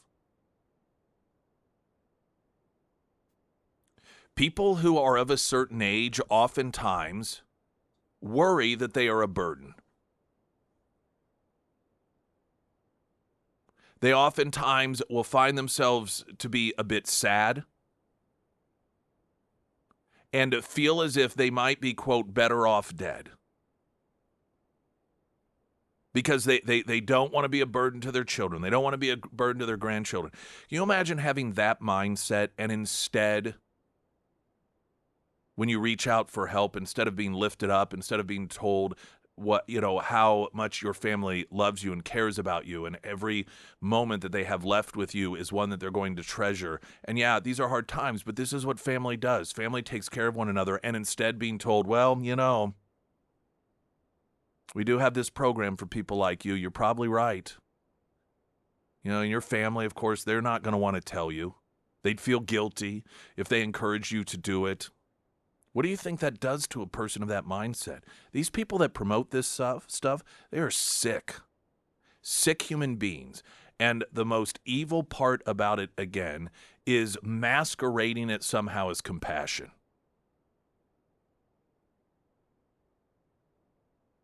The fact that Canada has somehow culturally been able to pass itself off as this golly gee whiz friendly culture, when in reality they're coaxing people into killing themselves. That way they don't have to worry about them financially as a government. I mean, you could really genuinely put that up against the Nazis any day in terms of depraved indifference to humanity and just straight up evil.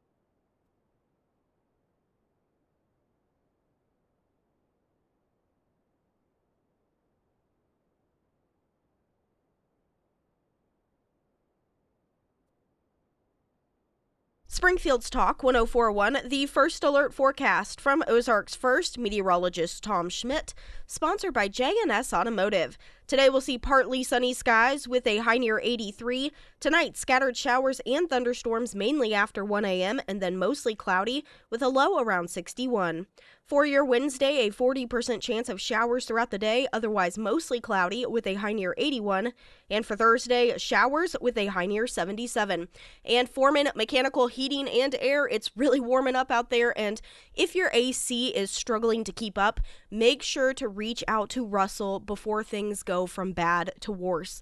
I don't want that. You don't want that. Nobody wants that. Now, the Foreman team, they offer maintenance programs that help keep your unit in tip-top shape. They also do service calls, and if it is time for a new unit, they can do new unit installs as well. And they also offer indoor air quality testing, which is something I could really use right about now. And that indoor air quality testing, it is a great solution if you are someone who suffers from allergies. They can help identify allergens inside of your home, help eliminate them, and just get you breathing a little easier. Now, for all of your HVAC needs, remember the Foreman Mechanical Team, and you can find all of their contact information under the Sarah's Endorsements tab at ksgf.com. We were talking in the previous segment about how increasingly Canada just kills off its citizens. And I mentioned Obamacare, and one of you, great memory on this one, the text coming in saying, I remember Zeke Emanuel, the architect of Obamacare, saying that people over 70 use a lot of resources but produce little benefit back to the country. He was 68 at the time, didn't explain what that meant. Well, and I mean, obviously there's a degree of facetiousness there. We know what that means.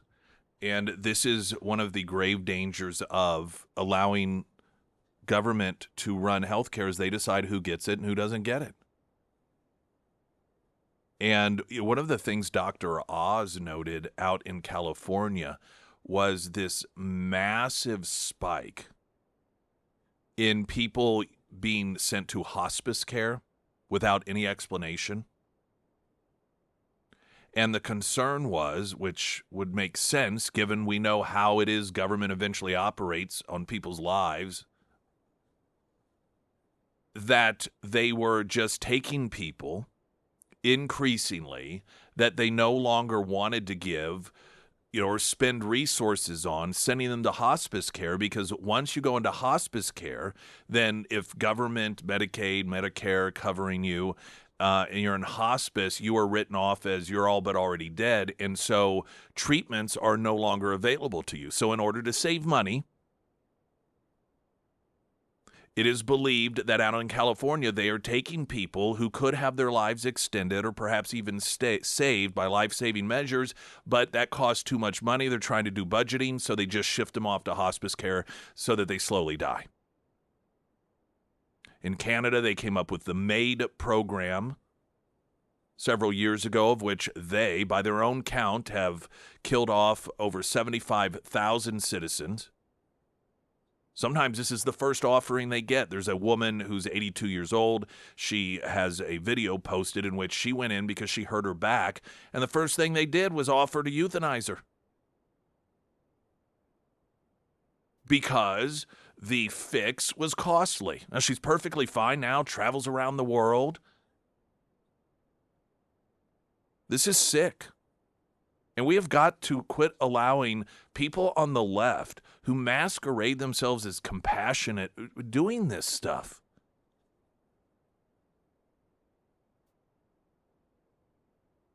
Now, it's sort of a weird transition because while it doesn't seem as dark, it just shows the twisted priorities of people on the left. And this is a montage that was at the new Democrat convention, the new Democrat Party convention in Canada.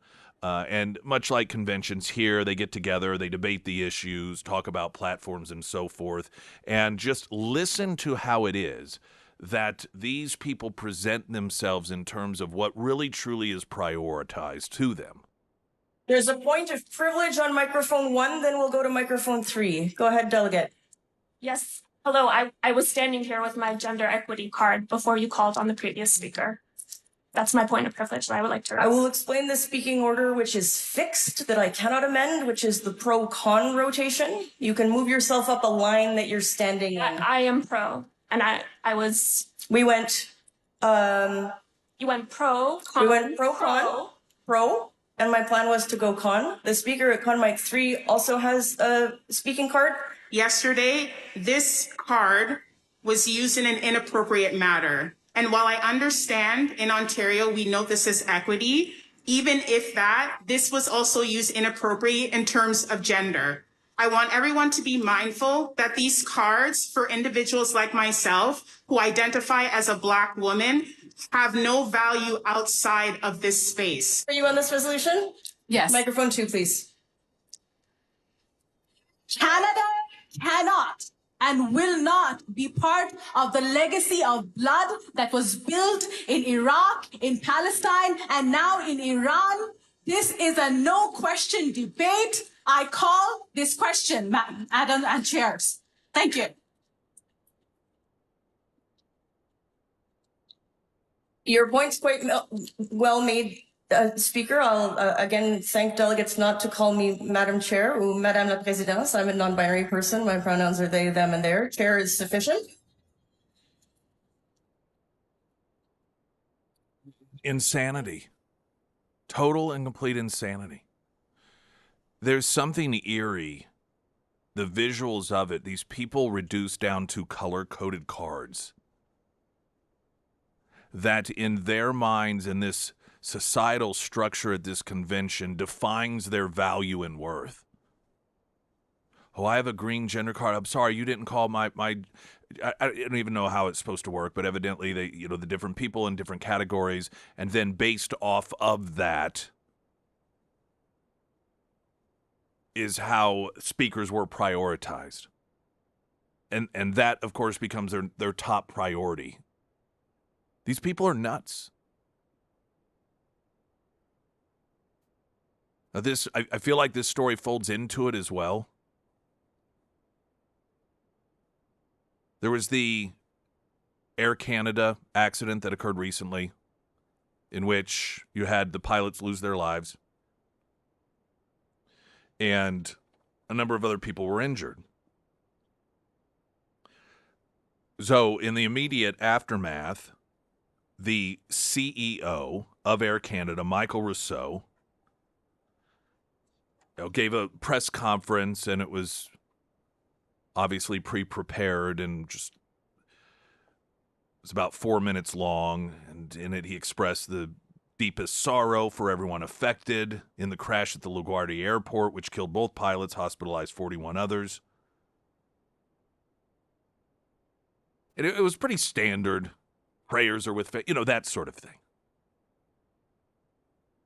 He's been forced to resign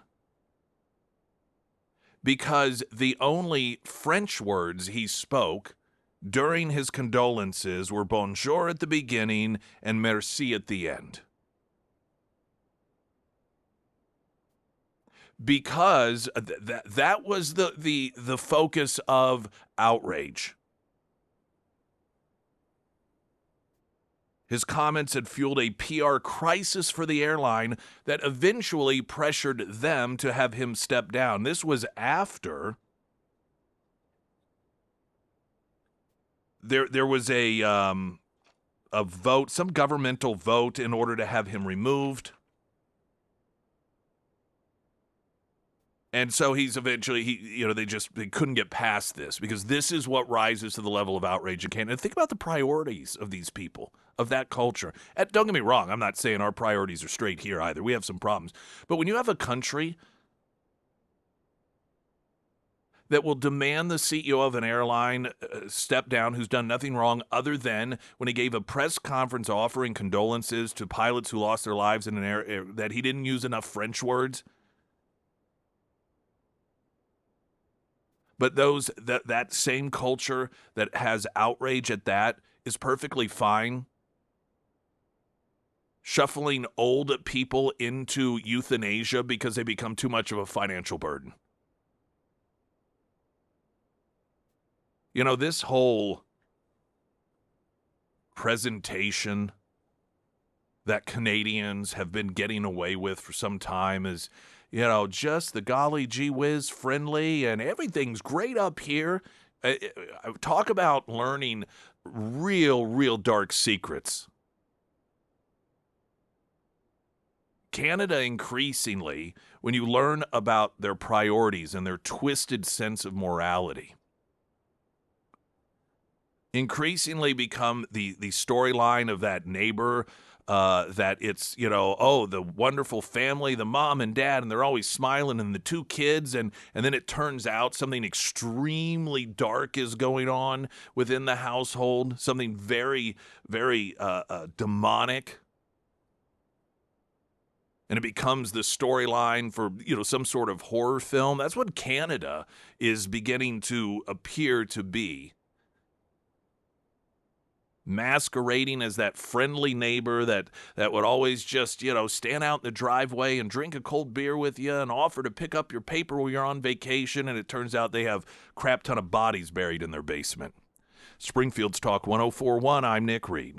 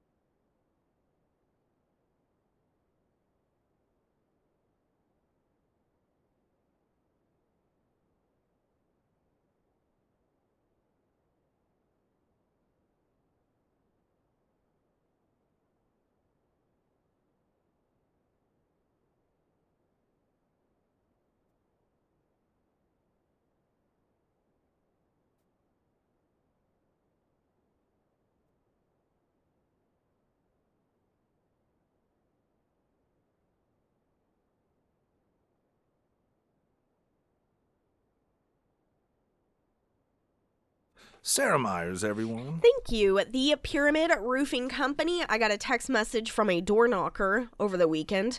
This message, which was not even a local area code, it was the St. Louis area code, said, "Hey, Sarah, this is Emma from blank." I'm blanking out their company name because that's not what's important here. She said, "We're nearby in Bolivar offering roof inspections at no cost. We show that you were recently in the path of a storm. Would you be interested in a free roof inspection?" The problem with that is I haven't been in the path of a storm recently. Now, if you get text messages like this and you become worried about your roof, make sure that you go with a trusted roofing professional that is also local.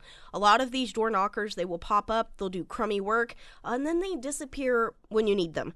Don't fall victim to that. The Pyramid team, they always use high quality materials, and they've been in business in Southwest Missouri for over 30 plus years. And yes, they also offer free roof inspections as well. If it is time to have the Pyramid team out to your home, reach out to Josh today. You can find all of their contact information under the Sarah's Endorsements tab at ksgf.com. Just out of curiosity, I wonder how it would have played out if you simply replied, "I'm going to kill you." I don't know. To that text message. I feel like the roofing company would not show up, but the police would instead. Well, I don't know. My wife was telling me that she got one of those random spam text messages like, "Hey, did you want to go hiking again today?" You know, those things. And so she's like, "Yeah." And she went over the back and forth conversation that ended at some point they're like, "Send me a pic," and she's like, "Why do you need a picture of me? You just saw me yesterday."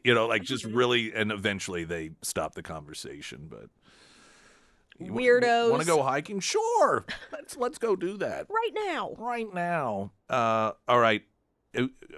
let's see here. Let me take just 60 seconds because then I want to share another horrible story. I'm talking a lot about Canada this hour, and it's not Canada itself. It's their culture. It's that leftist, mentally deranged attitude, and you see it in pockets here in the United States as well with the mentally deranged, a.k.a. left-minded individuals that also rears its ugly head, and it has this time in Providence, Rhode Island. So that coming up.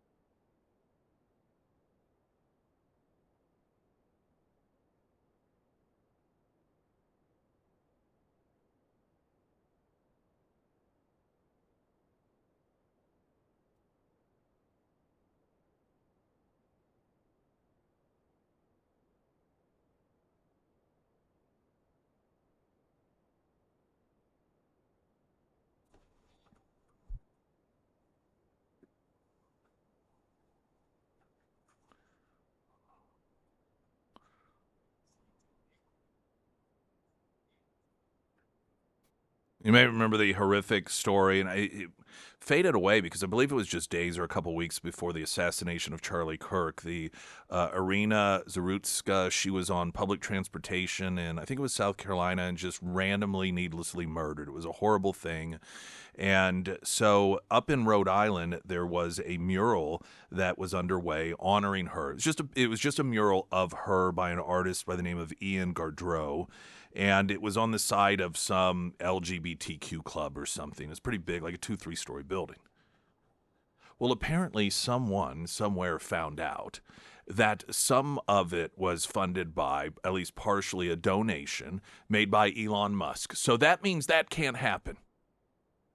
So the building itself, the people were getting bullied by not only the mayor of Rhode Island, but other left-wing activists, that there should not be any mural honoring her because some of the funding came from Elon Musk.